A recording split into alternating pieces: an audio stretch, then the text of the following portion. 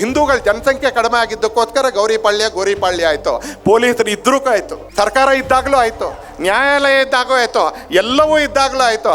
ಆದರೆ ಒಂದು ರಸ್ತೆಯಿಂದ ಹಿಂದೂ ಖಾಲಿ ಆದರೆ ಅಲ್ಲಿ ಗಣಪತಿ ಮೆರವಣಿಗೆ ಹೋಗೋಕ್ಕಾಗೋದಿಲ್ಲ. ಹಿಂದುವಿನ ಸಂಖ್ಯೆ ಕಡಿಮೆ ಆಗ್ತಾ ಇದ್ದಂಗೆ ಅಲ್ಲಿರ್ತಕ್ಕಂಥ ವಿದ್ರೋಹಿ ಮನಸ್ಸುಗಳ ಆಟ ಕೂಡ ಜಾಸ್ತಿ ಆಗುತ್ತೆ. ಹಿಂದೂ ಸಮಾಜ ಯಾವತ್ತೂ ಯಾವುದೋ ಒಂದು ಅಂತಿಮ ಸತ್ಯ, ಯಾವುದೋ ಒಂದು ಅಂತಿಮ ಪುಸ್ತಕ, ಯಾರೋ ಒಬ್ಬ ಅಂತಿಮ ಪ್ರವಾದಿ, ಯಾವುದೋ ಒಂದು ಅಂತಿಮ ದಾರಿ ಅಂತ ಯಾವತ್ತೂ ಹೇಳಲಿಲ್ಲ. ಏಕದೇವ ಸಂಸ್ಕೃತಿಯ ಜನ, ಏಕಪ್ರವಾದಿ ಸಂಸ್ಕೃತಿಯ ಜನ, ಏಕಧರ್ಮಗ್ರಂಥ ಸಂಸ್ಕೃತಿಯ ಜನ, ಏಕಸತ್ಯದ ಜನ ನಮ್ಮ ದೇಶದ ಮೇಲೆ ನಿರಂತರವಾಗಿ ಆಕ್ರಮಣ ಮಾಡಿದ್ರು. 1000 ವರ್ಷಗಳ ಕಾಲ ಆಕ್ರಮಣ ಮಾಡಿದ್ರು.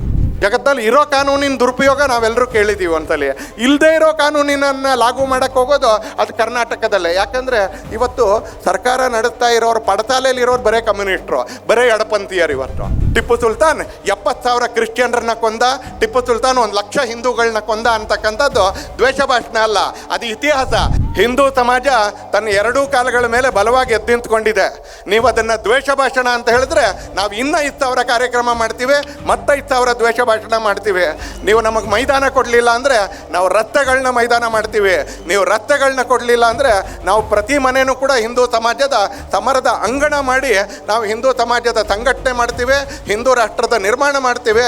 ಜಗತ್ತಿಗೆ ಭಾರತ ಏನು ಕೊಡಬೇಕೋ ಅದನ್ನು ಮಾಡಿ ತೋರಿಸ್ತೀವಿ.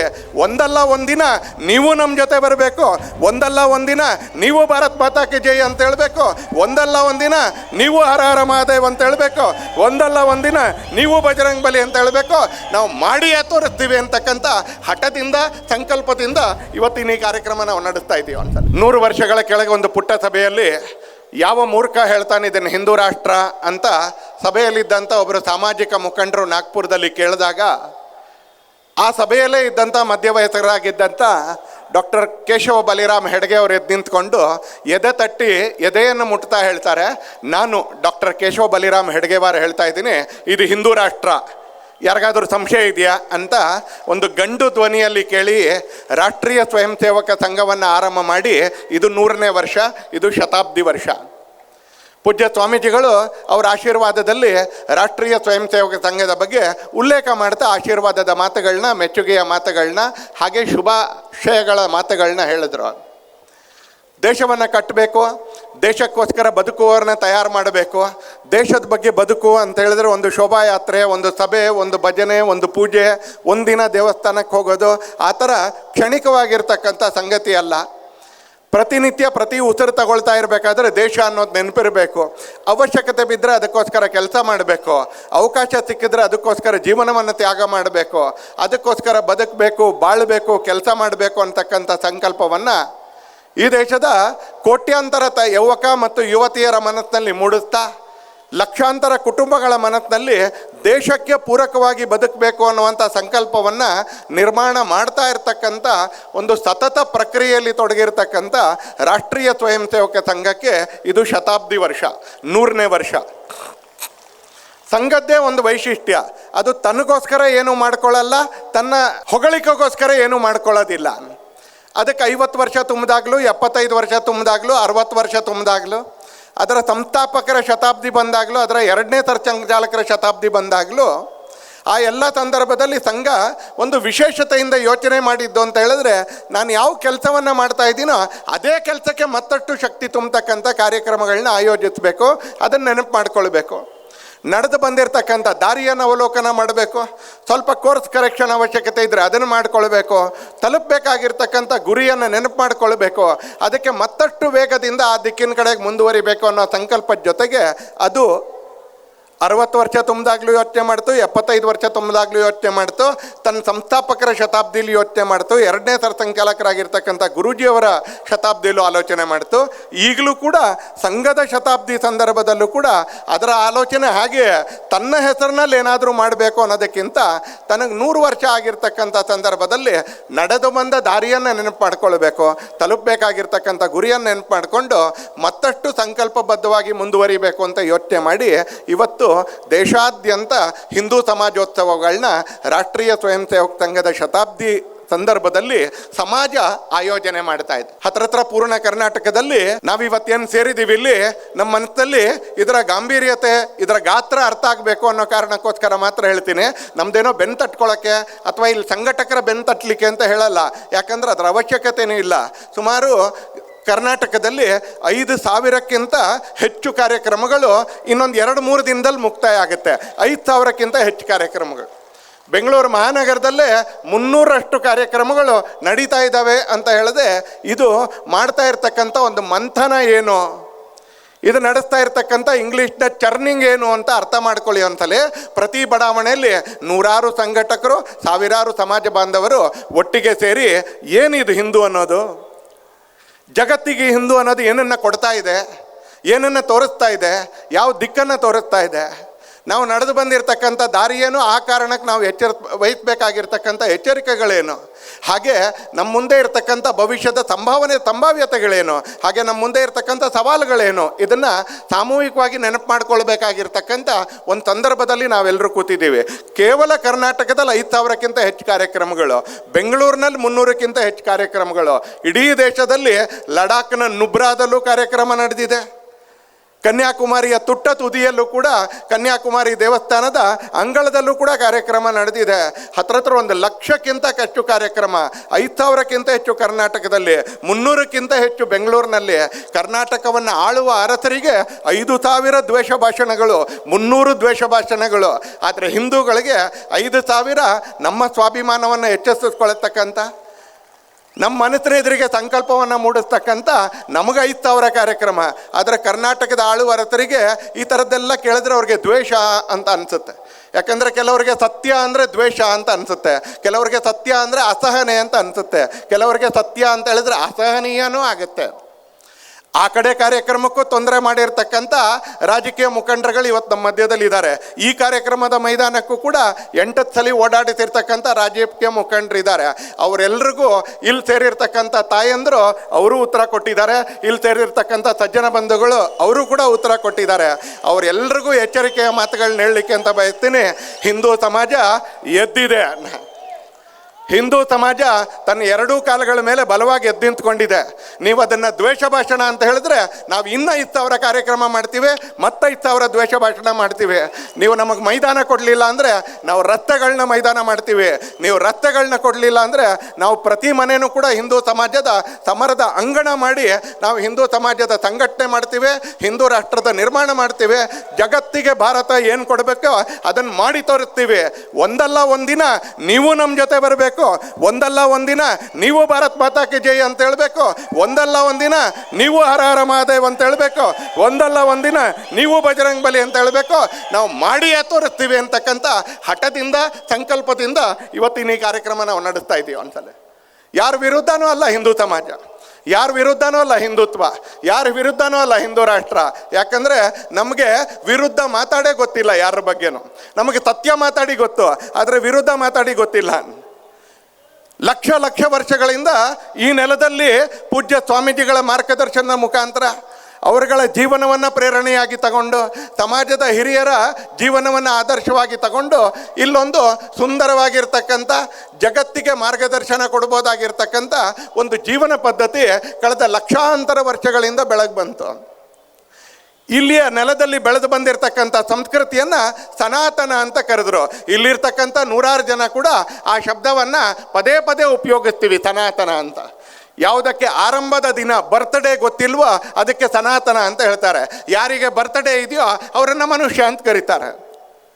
ಆದರೆ ಯಾವ ಪ್ರವಾಹಕ್ಕೆ ಆರಂಭದ ದಿನ ಯಾವುದು ಅಂತ ಗೊತ್ತಿಲ್ವೋ ಅದನ್ನು ಸನಾತನ ಅಂತ ಹೇಳ್ತಾರೆ. ಹಾಗೆ ಇಲ್ಲಿನ ಈ ಸತ್ಯ, ಇಲ್ಲಿನ ಈ ಸಂಸ್ಕೃತಿ, ಇಲ್ಲಿನ ಈ ಪರಂಪರೆ, ಇಲ್ಲಿನ ಈ ಜೀವನ ಪದ್ಧತಿ, ಇಲ್ಲಿನ ಧಾರ್ಮಿಕ ಜೀವನ ಶೈಲಿ ಲಕ್ಷಾಂತರ ವರ್ಷಗಳಿಂದ ಸಾಮಾನ್ಯ ಜನರ, ಸಂತ ಪುರುಷರ, ಮಹಾಪುರುಷರ ಜೀವನದ ಆಧಾರದ ಮೇಲೆ ನಿಧಾನಕ್ಕೆ ಅರಳ್ಕೊಳ್ತಾ ಬಂತು. ನಮಗೆ ಒಂದು ಪುಸ್ತಕ ಅಂತಿಲ್ಲ, ನಮಗೊಬ್ಬರು ದೇವರು ಅಂತಿಲ್ಲ, ನಮಗೊಂದು ಪರಂಪರೆ ಅಂತಿಲ್ಲ, ನಮಗೊಂದು ಮಠ ಅಂತಿಲ್ಲ, ನಮಗೊಬ್ಬರೇ ಗುರುಗಳು ಅಂತಿಲ್ಲ. ಸಾವಿರಾರು ಗುರುಗಳು, ಸಾವಿರಾರು ಮಠಗಳು, ಸಾವಿರಾರು ಪುಸ್ತಕಗಳು, ಸಾವಿರಾರು ಜೀವನ ಪದ್ಧತಿಗಳು, ಸಾವಿರಾರು ಪರಂಪರೆಗಳು, ಸಾವಿರಾರು ಸಂಪ್ರದಾಯಗಳು. ಹಿಂದೂ ಸಮಾಜ ಯಾವತ್ತೂ ಯಾವುದೋ ಒಂದು ಅಂತಿಮ ಸತ್ಯ, ಯಾವುದೋ ಒಂದು ಅಂತಿಮ ಪುಸ್ತಕ, ಯಾರೋ ಒಬ್ಬ ಅಂತಿಮ ಪ್ರವಾದಿ, ಯಾವುದೋ ಒಂದು ಅಂತಿಮ ದಾರಿ ಅಂತ ಯಾವತ್ತೂ ಹೇಳಲಿಲ್ಲ. ಸತ್ಯ ನೂರು ಅದನ್ನು ಒಬ್ಬೊಬ್ಬರು ಒಂದೊಂದು ರೀತಿ ಹೇಳಿದ್ರು. ಸತ್ಯದ ದಾರಿಯಲ್ಲಿ ಅನ್ವೇಷಣೆ ಮಾಡಲಿಕ್ಕೆ ಯಾರು ಯಾವ ದಾರಿಯಲ್ಲಿ ಬೇಕಾದರೂ ಹೊಳ್ಬೋದು. ಆಕಾಶಾತ್ ಪತಿತಂ ತೋಯಂ ಯಥಾ ಗಚ್ಚತಿ ಸಾಗರಂ ಸರ್ವದೇವ ನಮಸ್ಕಾರ ಕೇಶವಂ ಪ್ರತಿ ಗಚ್ಚತಿ. ಅಯ್ಯಪ್ಪನ ಬಗ್ಗೆ ಇಷ್ಟ ಇದೆಯಾ, ಭಕ್ತಿ ಇದೆಯಾ, ಶಬರಿಮಲೆ ಮಲೆ ಹಾಕಿ ಅಂತಲೇ. ಶ್ರೀಶೈಲದ ಬಗ್ಗೆ ಭಕ್ತಿ ಇದೆಯಾ, ಶ್ರೀಶೈಲಕ್ಕೆ ನಡ್ಕೊಂಡು ಹೋಗಿ. ಧರ್ಮಸ್ಥಳದ ಮಂಜುನಾಥನ ಬಗ್ಗೆ ಶ್ರದ್ಧೆ ಇದೆಯಾ, ಧರ್ಮಸ್ಥಳಕ್ಕೆ ಪಾದಯಾತ್ರೆ ಹೋಗಿ. ಕೇದಾರ ಬದ್ರಿನಾಥಕ್ಕೆ ಹೋಗ್ಬೇಕಾ, ಅಲ್ಲಿಗೆ ಹೋಗಿ. ಆದಿಚುಂಚನಗಿರಿ ಕಾಲಭೈರವೇಶ್ವರನ ದರ್ಶನ ಮಾಡಬೇಕಾ, ಅಲ್ಲಿಗೆ ಹೋಗಿ. ಆದರೆ ಇವೆಲ್ಲವನ್ನು ಮಾಡ್ತಾ ಇರಬೇಕಾದ್ರೆ ಒಂದು ಶ್ರೇಷ್ಠವಾಗಿರ್ತಕ್ಕಂಥ ಜೀವನ ಪದ್ಧತಿಯನ್ನು ಅನುಸರಿಸಿ. ಯಾವ ದೇವರನ್ನು ನಂಬಿದರೂ ಪರವಾಗಿಲ್ಲ, ಯಾವ ದೇವರನ್ನು ಪೂಜೆ ಮಾಡಿದ್ರೂ ಪರವಾಗಿಲ್ಲ, ಒಂದು ಸಂಯಮದ ಜೀವನವನ್ನು ಅನುಸರಿಸಿ, ಒಂದು ಸಹಜೀವನವನ್ನು ಅನುಸರಿಸಿ, ಒಂದು ಸಮನ್ವಯದ ಜೀವನವನ್ನು ಅನುಸರಿಸಿ, ಪ್ರಕೃತಿಗೆ ಪೂರಕವಾಗಿ ಸಹ ಮಾನವನ ಜೊತೆಗೆ ಬದುಕ್ತಾ, ಅವನು ಮಾಡ್ತಾ ಇರೋದು ಒಳ್ಳೆ ಕೆಲಸ, ನಾನು ಮಾಡ್ತಾ ಇರೋದು ಒಳ್ಳೆ ಕೆಲಸ ಅಂತ ಹೇಳ್ತಾ ಆಲ್ಸೋ ಅನ್ನುವಂಥ ಶಬ್ದದಲ್ಲಿ ನಾವು ನಂಬಿಕೆ ಇಟ್ಕೊಂಡು ಲಕ್ಷಾಂತರ ವರ್ಷಗಳ ಕಾಲ ಬದುಕೊಂಡು ಬಂದಿದ್ದೀವಿ ಈ ಭೂಮಿಯಲ್ಲಿ. ಈ ಭೂಮಿಯಲ್ಲಿ ಜನ ಯಾವ ರೀತಿ ಬದುಕ್ತಾ ಬಂದರೋ ಅದಕ್ಕೆ ಹಿರಿಯರು ಅದನ್ನು ಹಿಂದೂ ಅಂತ ಕರೆದ್ರು. ಯಾವ ರೀತಿ ಬದುಕ್ತಾ ಬಂದರೋ ಆ ರೀತಿಯನ್ನು ಹಿಂದೂ ಅಂತ ಕರೆದ್ರು. ಯಾವಾಗಿಂದ ಬದುಕ್ತಾ ಬಂದರು? ರಾಮನ ಕಾಲದಿಂದ ಬದುಕ್ತಾ ಬಂದ್ರ? ಇಲ್ಲ, ಅದಕ್ಕಿಂತ ಮುಂಚೆ ಕೂಡ ಭಾರತ ಇತ್ತು. ಕ್ರಿಶ್ಚಿಯನ್ ಕಾಲದಲ್ಲಿ ಬದುಕ್ತಾ ಬಂದ್ರ? ಇಲ್ಲ, ಅದಕ್ಕಿಂತ ಮುಂಚೆ ಕೂಡ ಭಾರತ ಇತ್ತು. ಇನ್ನು ಕೆಲವು ನಮ್ಮ ಪ್ರಭೃತಿಗಳಿದ್ದಾರೆ, ಸೆಕ್ಯುಲರ್ ಪ್ರಭೃತಿಗಳು. ಭಾರತ 47ರಲ್ಲಿ ನಿರ್ಮಾಣ ಆಯಿತು ಅಂತ ಹೇಳ್ತಾರೆ. ಅಂಥ ಮೂರ್ಖರಿಗೂ ಹೇಳಲಿಕ್ಕೆ ಅಂತ ಬಯಸ್ತೀನಿ, ಈ ದೇಶ 47ಕ್ಕಲ್ಲ, ಅದಕ್ಕಿಂತ ಮುಂಚೆನೂ ಇತ್ತು. ಕ್ರಿಶ್ಚಿಯನ್ ಕಾಲದಲ್ಲೂ ಇತ್ತು, ರಾಮನ ಕಾಲದಲ್ಲೂ ಇತ್ತು. ರಾಮನ ಕಾಲಕ್ಕಿಂತ ಮುಂಚೆ ಕೂಡ ಈ ದೇಶ ಇತ್ತು. ನೀವು ಅನೇಕ ಕಡೆಗಳಲ್ಲಿ ಹೋಗಿದ್ರೆ ಅಲ್ಲಿ ಜನ ನಂಬಿಕೆಯಿಂದ ಅನೇಕ ಸಂಗತಿಗಳನ್ನ ಹೇಳ್ತಾರೆ. ಒಂದ್ಸಲ ಈ ದೇಶ ರಾಜ ಅನ್ನುವಂಥ ಒಂದು ವ್ಯವಸ್ಥೆ ಬರೋಕ್ಕಿಂತ ಮುಂಚೆ, ರಾಜ್ಯ ಅಂತಕ್ಕಂಥ ವ್ಯವಸ್ಥೆ ಬರಲಿಕ್ಕಿಂತ ಮುಂಚೆ ಈ ದೇಶದಲ್ಲಿ ಒಂದು ಅತ್ಯಂತ ಸುಂದರವಾಗಿರ್ತಕ್ಕಂಥ, ಅರ್ಥಪೂರ್ಣವಾಗಿರ್ತಕ್ಕಂಥ, ಜಗತ್ತಿಗೆ ದೃಷ್ಟಿ ಕೊಡ್ಬೋದಾಗಿರ್ತಕ್ಕಂಥ ರೀತಿಯ ಜೀವನ ಪದ್ಧತಿ ಈ ನೆಲದಲ್ಲಿತ್ತು. ಇನ್ನೂ ನಮ್ಮ ಆರ್ಕಿಯಾಲಜಿಸ್ಟ್ಗಳು ಇನ್ನೂ ರಿಸರ್ಚ್ ಮಾಡ್ತಾನೇ ಇದ್ದಾರೆ. ಮೊನ್ನೆ ತಮಿಳ್ನಾಡಿನಲ್ಲಿ ತೂತುಕುಡಿಯಲ್ಲಿ ಇನ್ನೊಂದು 3000 ವರ್ಷಕ್ಕೆ ಹಿಂದಿನ ಕುರುಹುಗಳು ಸಿಕ್ಕಿದ್ದಾವೆ. ಇನ್ನೂ 3000 ವರ್ಷಕ್ಕೆ ಹಿಂದಿಂದು. ಅದ್ರ ಜೊತೆಗೆ ಅಲ್ಲಿ ಒಂದು ತ್ರಿಶೂಲ ಕೂಡ ಸಿಕ್ಕಿದೆ. ಒಂದ್ಸಲ ಬರೀ ಏನೋ ಹಳೆ ವಸ್ತುಗಳು ಮಾತ್ರ ಅಲ್ಲ, ತ್ರಿಶೂಲ ಕೂಡ ಸಿಕ್ಕಿದೆ ಅಲ್ಲಿ. ನಮ್ಮ ಆರಂಭದ ದಿನಗಳು ಮತ್ತಷ್ಟು ಹಿಂದೆ ಹೋಗ್ತಾನೆ ಇದೆ. ರಾಜ ಅನ್ನುವಂಥ ವ್ಯವಸ್ಥೆ, ರಾಜ್ಯ ಅನ್ನುವಂಥ ವ್ಯವಸ್ಥೆ ಬರೋಕ್ಕಿಂತ ಮುಂಚೆ ಭಾರತ ಇತ್ತು. ಇವತ್ತಿಲ್ಲಿರ್ತಕ್ಕಂಥ ಕೂತ್ಕೊಂಡಿರ್ತಕ್ಕಂಥ ನಮಗೆ ಈ ವಾಕ್ಯ ಕೇಳಿದ್ರೆ ಒಂದು ಸ್ವಲ್ಪ ಸಂದಿಗ್ಧತೆ ಬರ್ಬೋದು. ರಾಜನೇ ಇರಲಿಲ್ಲ ಅಂದರೆ ಯಾರು ಆಳ್ತಾ ಇದ್ರು? ರಾಜ್ಯನೇ ಇರಲಿಲ್ಲ ಅಂದರೆ ಯಾರು ಆಳ್ತಾ ಇದ್ರು? ಯಾಕಂದರೆ ಇವತ್ತು ತುಂಬ ದೂರ ಕಾವೇರಿಯಲ್ಲಿ ನೀರು ಹರಿದ ಮೇಲೆ 2026ರಲ್ಲಿ ಗೋವಿಂದ ನಾಗರಾಜ್ ಸರ್ಕಲಲ್ಲೋ ವಿಜಯನಗರ ಸರ್ಕಲಲ್ಲೋ ಅಕಸ್ಮಾತ್ ಟ್ರಾಫಿಕ್ ಸಿಗ್ನಲ್ ಇದ್ದರೂ ಕೂಡ ಪೊಲೀಸರು ಇಲ್ಲದೇ ಇದ್ದರೆ ನಾನೂ ಜಂಪ್ ಮಾಡ್ತೀನಿ ಸಿಗ್ನಲ್ಲು, ನೀವು ಜಂಪ್ ಮಾಡ್ತೀರಿ ಸಿಗ್ನಲ್ಲು ಅನ್ನ. ನಮಗೆ ಹೆದರ್ತಕ್ಕ ಒಬ್ಬ ಪೊಲೀಸ್ ಇಲ್ದಿದ್ರೆ ನಾವು ನಿಯಮ ಪಾಲಿಸ್ತೀವಿ ಅಂತ ಇಲ್ಲ. ಆದರೆ ಈ ದೇಶದಲ್ಲಿ ರಾಜನೂ ಇಲ್ಲದೆ ಇರತಕ್ಕಂಥ ದಿನ ಇತ್ತು, ರಾಜ್ಯನೂ ಇಲ್ಲದೆ ಇರತಕ್ಕಂಥ ದಿನ ಇತ್ತು. ನ ರಾಜ್ಯಂ ನೈವ ರಾಜಾಸೀತ್ ನ ದಂಡ್ಯೋ ನ ಚ ದಾಂಡಿಕಾ. ನ ರಾಜ್ಯಂ ನೈವ ರಾಜಾಸೀತ್, ರಾಜನೂ ಇರಲಿಲ್ಲ, ರಾಜ್ಯವೂ ಇರಲಿಲ್ಲ. ನ ದಂಡ್ಯೋ ನ ಚ ದಾಂಡಿಕಾ, ತಪ್ಪು ಮಾಡೋರು ಇರಲಿಲ್ಲ, ತಪ್ಪು ಮಾಡೋರೇ ಇಲ್ಲ ಅಂದಮೇಲೆ ಪೊಲೀಸರ ಅವಶ್ಯಕತೆ ಏನಿದೆ? ಪೊಲೀಸರು ಇರಲಿಲ್ಲ. ನ ದಂಡ್ಯೋ ನ ಚ ದಾಂಡಿಕಾ ಧರ್ಮೇಣೈವ ಪ್ರಜಾ ಸರ್ವೇ ರಕ್ಷಂತಿ ಸ್ಮ ಪರಸ್ಪರಂ. ಹಾಗಾದರೆ ಬದುಕ್ತಿದ್ರೆ ಹೇಗೆ? ನ ರಾಜ್ಯಂ ನೈವ ರಾಜಾಸೀತ್, ಹಾಗಾದರೆ ಬದುಕ್ತಿದ್ರೆ ಹೇಗೆ? ನ ದಂಡ್ಯೋ ನ ಚ ದಾಂಡಿಕಾ, ಪೊಲೀಸರು ಇಲ್ಲ, ಯಾಕಂದರೆ ಕಳ್ಳರೇ ಇರಲಿಲ್ಲ ಅಂತ ಹೇಳಿದ್ರೆ ಹಾಗಾದರೆ ಏನು ನಡೀತಿತ್ತು? ಹೇಗೆ ನಡೀತಿತ್ತು? ಯಾರು ಈ ಜಗತ್ತನ್ನು ಹಿಡ್ಕೊಂಡಿದ್ದವ್ರು ಯಾರು? ಈ ಸಮಾಜವನ್ನು ಆಧರಿಸಿದ್ದವ್ರು ಯಾರು ಅಂತ ಕೇಳಿದ್ರೆ ಅದನ್ನು ಈ ದೇಶದಲ್ಲಿ ಧರ್ಮ ಅಂತ ಕರೆದ್ರು. ಈ ದೇಶದಲ್ಲಿ ಧರ್ಮ ಅಂತ ಹೇಳಿದ್ರೆ ಎಡಗಡೆಯಿಂದ ಬಲಗಡೆಗೆ ಹೀಗೆ ಆರತಿ ಎತ್ತಬೇಕು ಅದಲ್ಲ ಅನ್ನ. ಈ ದೇಶದಲ್ಲಿ ಧರ್ಮ ಅಂತ ಹೇಳಿದ್ರೆ ಕುಂಕುಮ ಅಲ್ಲ, ವಿಭೂತಿಯಿಂದಲೇ ಅರ್ಚನೆ ಮಾಡಬೇಕು ಅಲ್ಲ ಅನ್ನ. ಈ ದೇಶದಲ್ಲಿ ಧರ್ಮ ಅಂತ ಹೇಳಿದ್ರೆ ದೇವಸ್ಥಾನಕ್ಕೆ ಹೋದರೆ 12 ಪ್ರದಕ್ಷಿಣೆ ಬರಬೇಕು ಅದಲ್ಲ ಅನ್ನ. ಅವೆಲ್ಲ ಧರ್ಮದ ಕೆಲವು ಆಚರಣೆಗಳು. ಈ ದೇಶದಲ್ಲಿ ಧರ್ಮ ಅಂದರೆ ಏನು ಅಂತ ಕೇಳಿದ್ರೆ ಧರ್ಮೇಣೈವ ಪ್ರಜಾ ಸರ್ವೇ ರಕ್ಷಂತಿ ಸ್ಮ ಪರಸ್ಪರಂ ಅನ್ನು. ಧರ್ಮದ ಆಧಾರದ ಮೇಲೆ ಜನ ಬದುಕ್ತಾ ಪರಸ್ಪರರನ್ನು ರಕ್ಷಿಸ್ತಾ ಪರಸ್ಪರರಿಗೆ ಅನುಕೂಲರಾಗ್ತಾ ತಂಪಾಡಿಗೆ ತಾವು ಬದುಕ್ತಾ ಇದ್ರು, ಸುಂದರವಾಗಿ ಬದುಕ್ತಾ ಇದ್ರು, ಒಳ್ಳೆ ರೀತಿಯಲ್ಲಿ ಬದುಕ್ತಾ ಇದ್ರು. ಹೇಗೆ ಬದುಕ್ತಾ ಇದ್ರು ಈ ದೇಶದ ಜನ?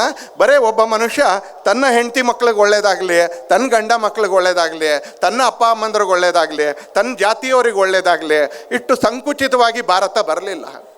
ಇಲ್ಲಿ ಸಂಕುಚಿತವಾಗಿ ಬರಲಿಲ್ಲ. ಪೂಜ್ಯ ಸ್ವಾಮೀಜಿಗಳಿದ್ದಾರೆ ಇಲ್ಲಿ, ಪೂಜ್ಯ ಮಾತಾಜಿ ಇದ್ದಾರೆ, ದೇವಸ್ಥಾನದ ಟ್ರಸ್ಟಿ ಇದ್ದಾರೆ ಇಲ್ಲಿ. ಆ ದೇವಸ್ಥಾನಗಳಿಗೆ ಹೋಗಿ ಅಲ್ಲಿ ಹೇಳ್ತಕ್ಕಂಥ ಮಂತ್ರ ಕೇಳಿದಾಗ ನಮಗೆ ದಕ್ಷಿಣೆ ಕೊಡೋದು ನಾವು, ದಕ್ಷಿಣೆ ತಗೊಳ್ಳೋದು ಅರ್ಚಕರು. ಆದರೆ ಅರ್ಚಕರು ಮತ್ತು ಭಕ್ತ ಇಬ್ಬರು ಒಟ್ಟಿಗೆ ಸೇರಿ ಏನು ಪ್ರಾರ್ಥನೆ ಮಾಡ್ತಾರೆ ಅಂದರೆ ಶಂ ದ್ವಿಪದೆ, ಶಂ ಚತುಷ್ಪದೆ, ಶಂ ಶತಪದೆ, ಶಂ ಸಹಸ್ರಪದೆ. 2 ಕಾಲಿನ ಪ್ರಾಣಿಗಳಿಗೆ ಒಳ್ಳೇದಾಗಲಿ, 4 ಕಾಲಿನ ಪ್ರಾಣಿಗಳಿಗೆ ಒಳ್ಳೇದಾಗಲಿ, 100 ಕಾಲಿನ ಪ್ರಾಣಿಗಳಿಗೆ ಒಳ್ಳೇದಾಗಲಿ, 1000 ಕಾಲಿನ ಪ್ರಾಣಿಗಳಿಗೆ ಒಳ್ಳೇದಾಗಲಿ. ದುಡ್ಡು ನಂದು, ಕೊಡ್ತಾ ಇರೋದು ಅರ್ಚಕರಿಗೆ. ಆದರೆ ನಾವಿಬ್ಬರು ಸೇರಿ ಪ್ರಾರ್ಥನೆ ಏನು ಮಾಡ್ತಾ ಇದ್ದೀವಿ ಅಂತ ಕೇಳಿದ್ರೆ 2 ಕಾಲಿನ ಪ್ರಾಣಿಗಳಿಗೆ ಅದಕ್ಕೂ ಒಳ್ಳೇದಾಗಲಿ, 4 ಕಾಲಿನ ಪ್ರಾಣಿಗಳಿಗೆ ಒಳ್ಳೇದಾಗಲಿ, 100 ಕಾಲಿನ ಪ್ರಾಣಿಗಳಿಗೆ ಒಳ್ಳೇದಾಗಲಿ. ಶಂ ಶತಪದೆ, ಶಂ ಸಹಸ್ರಪದೆ. ಬರೇ ಪ್ರಾಣಿಗಳಿಗೆ ಮಾತ್ರ ಒಳ್ಳೇದಾಗಲಿಯಾ ಅಂತ ಕೇಳಿದ್ರೆ ಇಲ್ಲ, ಸುತ್ತಮುತ್ತ ಇರ್ತಕ್ಕಂಥ ಗಿಡ ಮರಗಳಿಗೆ ಒಳ್ಳೇದಾಗಲಿ, ಹರಿತಾ ಇರ್ತಕ್ಕಂಥ ನೀರು, ನಿಂತಿರ್ತಕ್ಕಂಥ ಪರ್ವತಕ್ಕೆ ಒಳ್ಳೇದಾಗಲಿ. ಪ್ರಕೃತಿಯನ್ನು ನಮ್ಮ ಜೀವನದ ಒಂದು ಅವಿಭಾಜ್ಯ ಅಂಗ ಮಾಡ್ಕೊಂಡು ಮುಂದೆ ಹೋದ ನಾವು. ಕೇವಲ ಜೊತೆಗಿದ್ದಂಥ ಒಬ್ಬ ಸಹಮಾನವ ಅಲ್ಲ, ಪ್ರಕೃತಿನೂ ಒಂದು. ಇದನ್ನು ಮಾಡ್ತಾ ಇರಬೇಕಾದ್ರೆ ನಾವು ಕೃಣ್ವಂತೋ ವಿಶ್ವಮಾರ್ಯಂ, ನಾವು ಜಗತ್ತಿಗೆ ಒಳ್ಳೆಯದನ್ನು ಮಾಡಲಿಕ್ಕೋಸ್ಕರ ಈ ಧರ್ಮದ ಆಚರಣೆ ಮಾಡ್ತಾ ಇದ್ದೀವಿ ಅಂತ ಹೇಳ್ದ.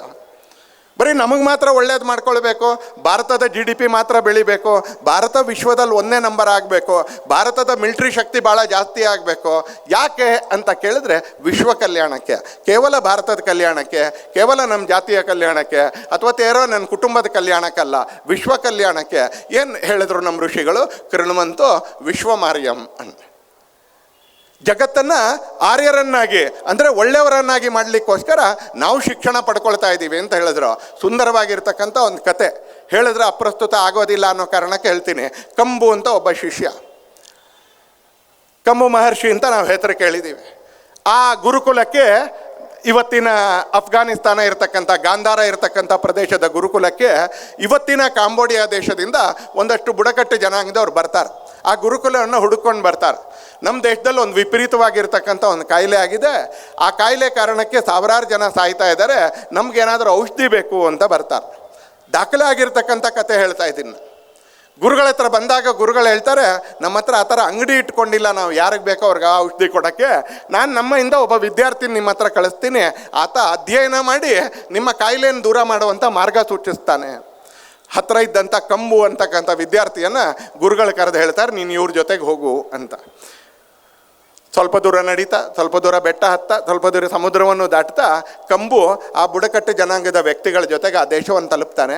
ಒಂದು 6-7 ತಿಂಗಳ ಅಧ್ಯಯನ ಮಾಡ್ತಾನೆ. ಸಮಸ್ಯೆ ಅಧ್ಯಯನ ಮಾಡಿದ ನಂತರ ಔಷಧಿ ಕೂಡ ಅಲ್ಲೇ ಸಿಗುತ್ತೆ ಆತನಿಗೆ. ಆ ಔಷಧಿಯನ್ನು ತಯಾರು ಮಾಡಿಕೊಟ್ಟು ಅವರೆಲ್ಲರ ಕಾಯಿಲೆಯನ್ನು ವಾಸಿ ಮಾಡ್ತಾನೆ. ಆ ದೇಶದ ಜನ ಕೃತಜ್ಞತೆಯಿಂದ ತಮ್ಮ ದೇಶದ ಒಬ್ಬ ಹೆಣ್ಣುಮಗಳನ್ನು ಕಂಬುಗೆ ಗೌರವದಿಂದ ಮದುವೆ ಮಾಡಿಕೊಟ್ಟು ಕಂಬುವನನ್ನು ರಾಜನನ್ನಾಗಿ ಮಾಡ್ಕೊಳ್ತಾರೆ. ಕಂಬುವನ್ನು ರಾಜನಾಗಿ ಮಾಡ್ಕೊಳ್ತಾರೆ. ಈಗಲೂ ನೀವು ಕಾಂಬೋಡಿಯಾ ದೇಶದ ಸಂಸತ್ನ ಎದುರುಗಡೆ ನೀವೇನಾದರೂ ಹೋದರೆ, ಯಾರಾದರೂ ಪ್ರವಾಸಕ್ಕೆ ಹೋದರೆ, ಆ ಕಾಂಬೋಡಿಯಾ ದೇಶದ ಸಂಸತ್ನ ಎದುರುಗಡೆ ಒಂದು ದೊಡ್ಡದಾಗಿರ್ತಕ್ಕಂಥ ಸ್ತಂಭ ಇದೆ. ಆ ಸ್ತಂಭದಲ್ಲಿ ಒಂದು ದೋಣಿ ಇದೆ. ಆ ದೋಣಿಯಲ್ಲಿ ಇರ್ತಕ್ಕಂಥ ಒಬ್ಬ ವ್ಯಕ್ತಿಯ ಮುಖ ನೋಡಿದ್ರೆ ಅದು ಮಂಗೋಲಾಯ್ಡ್ ಮುಖ ಅಲ್ಲ, ಕಾಂಬೋಡಿಯಾದಲ್ಲಿರ್ತಕ್ಕಂಥ ಜನಸಂಖ್ಯೆಯ ರೀತಿಯ ಮುಖ ಅಲ್ಲ, ಅದೊಂದು ಭಾರತೀಯ ಮುಖ. ಆ ಭಾರತೀಯ ಮುಖಕ್ಕೆ ಕಂಬು ಅಂತ ಹೇಳ್ತಾರೆ. ಆ ಕಂಬುವಿನ ಹೆಸರಲ್ಲಿ ಕಾಂಬೋಡಿಯಾ ಆಗುತ್ತೆ. ಕೃಣ್ವಂತೋ ವಿಶ್ವಮಾರ್ಯಂ ಅಂತ ಹೇಳಿದ್ರೆ ನಾವು ಕಲಿಯೋದು ನಮ್ಮ ಜಾತಿಗೋಸ್ಕರ ಅಲ್ಲ, ನಾವು ಕಲಿಯೋದು ನಮ್ಮ ಕುಟುಂಬಕ್ಕಲ್ಲ, ನಾವು ಕಲಿಯೋದು ಕೇವಲ ನನ್ನ ಸುತ್ತಮುತ್ತಲಿನವ್ರಿಗಲ್ಲ, ನಾನು ಕಲಿಯೋದು ಜಗತ್ತನ್ನು ಆರ್ಯರನ್ನಾಗಿ ಮಾಡಲಿಕ್ಕೆ. ಆ ಉದಾತ್ತತೆ ಜೊತೆಗೆ ನಿಧಾನಕ್ಕೆ ಆನಂತರ ರಾಜ ಬರಬೇಕಾಯಿತು. ಸಮಾಜದಲ್ಲಿ ಊರುಗಳು ಬೆಳೆದ ಹಾಗೆ ರಾಜ ಅನ್ನುವಂಥ ವ್ಯವಸ್ಥೆ ಬೇಕಾಯಿತು. ಆ ರಾಜ ಅನ್ನುವಂಥ ವ್ಯವಸ್ಥೆ ಬಂದಾಗಲೂ ಕೂಡ ಆ ರಾಜನೂ ಇದೇ ಉದಾತ್ತತೆಯ ಜೊತೆಗೆ ನಡೆದ. ಋಷಿಗಳ ಥರನೇ ರಾಜ ಕೂಡ ನಡೀತಾನೆ. ರಾಜ ರಂತಿದೇವನ ಕತೆ ಕೇಳ್ತೀವಿ ನಾವು. ನತ್ವಹಂ ಕಾಮಯೇ ರಾಜ್ಯಂ ನ ಸ್ವರ್ಗಂ ನ ಪುನರ್ಭವಂ. ರಾಜ ರಂತಿದೇವ ಅಂತ ನಮ್ಮ ದೇಶದಲ್ಲಿ ಒಬ್ಬ ರಾಜ ಆಗಿ ಹೋಗ್ತಾನೆ ಅಂತಾನೆ. ಇವತ್ತು ನಾವು ಅನೇಕರು ರಾಜಕಾರಣಿ ಅಥವಾ ರಾಜ ಅಂತ ನೋಡಿದಾಗ ಅವ್ರು ಹೇಗೆ ನಡ್ಕೊಳ್ತಾರೆ ಅಂತ ನೋಡಿದಾಗ ನಮ್ಗೆ ಆಶ್ಚರ್ಯ ಅಂತ ಅನಿಸುತ್ತೆ ಒಂದ್ಸಲಿ. ಆದರೆ ಈ ದೇಶದಲ್ಲಿ ರಾಜರು ಹೇಗಾದರು ಅಂತ ಕೇಳಿದ್ರೆ, ರಾಜ ರಂತಿದೇವ ಎಷ್ಟು ಸ್ವಭಾವದಲ್ಲಿ ಉದಾತ್ತ, ಜೀವನದಲ್ಲಿ ಉದಾತ್ತ ನೋಡಿ. ನತ್ವಹಂ ಕಾಮಯೇ ರಾಜ್ಯಂ ನ ಸ್ವರ್ಗಂ ನ ಪುನರ್ಭವಂ.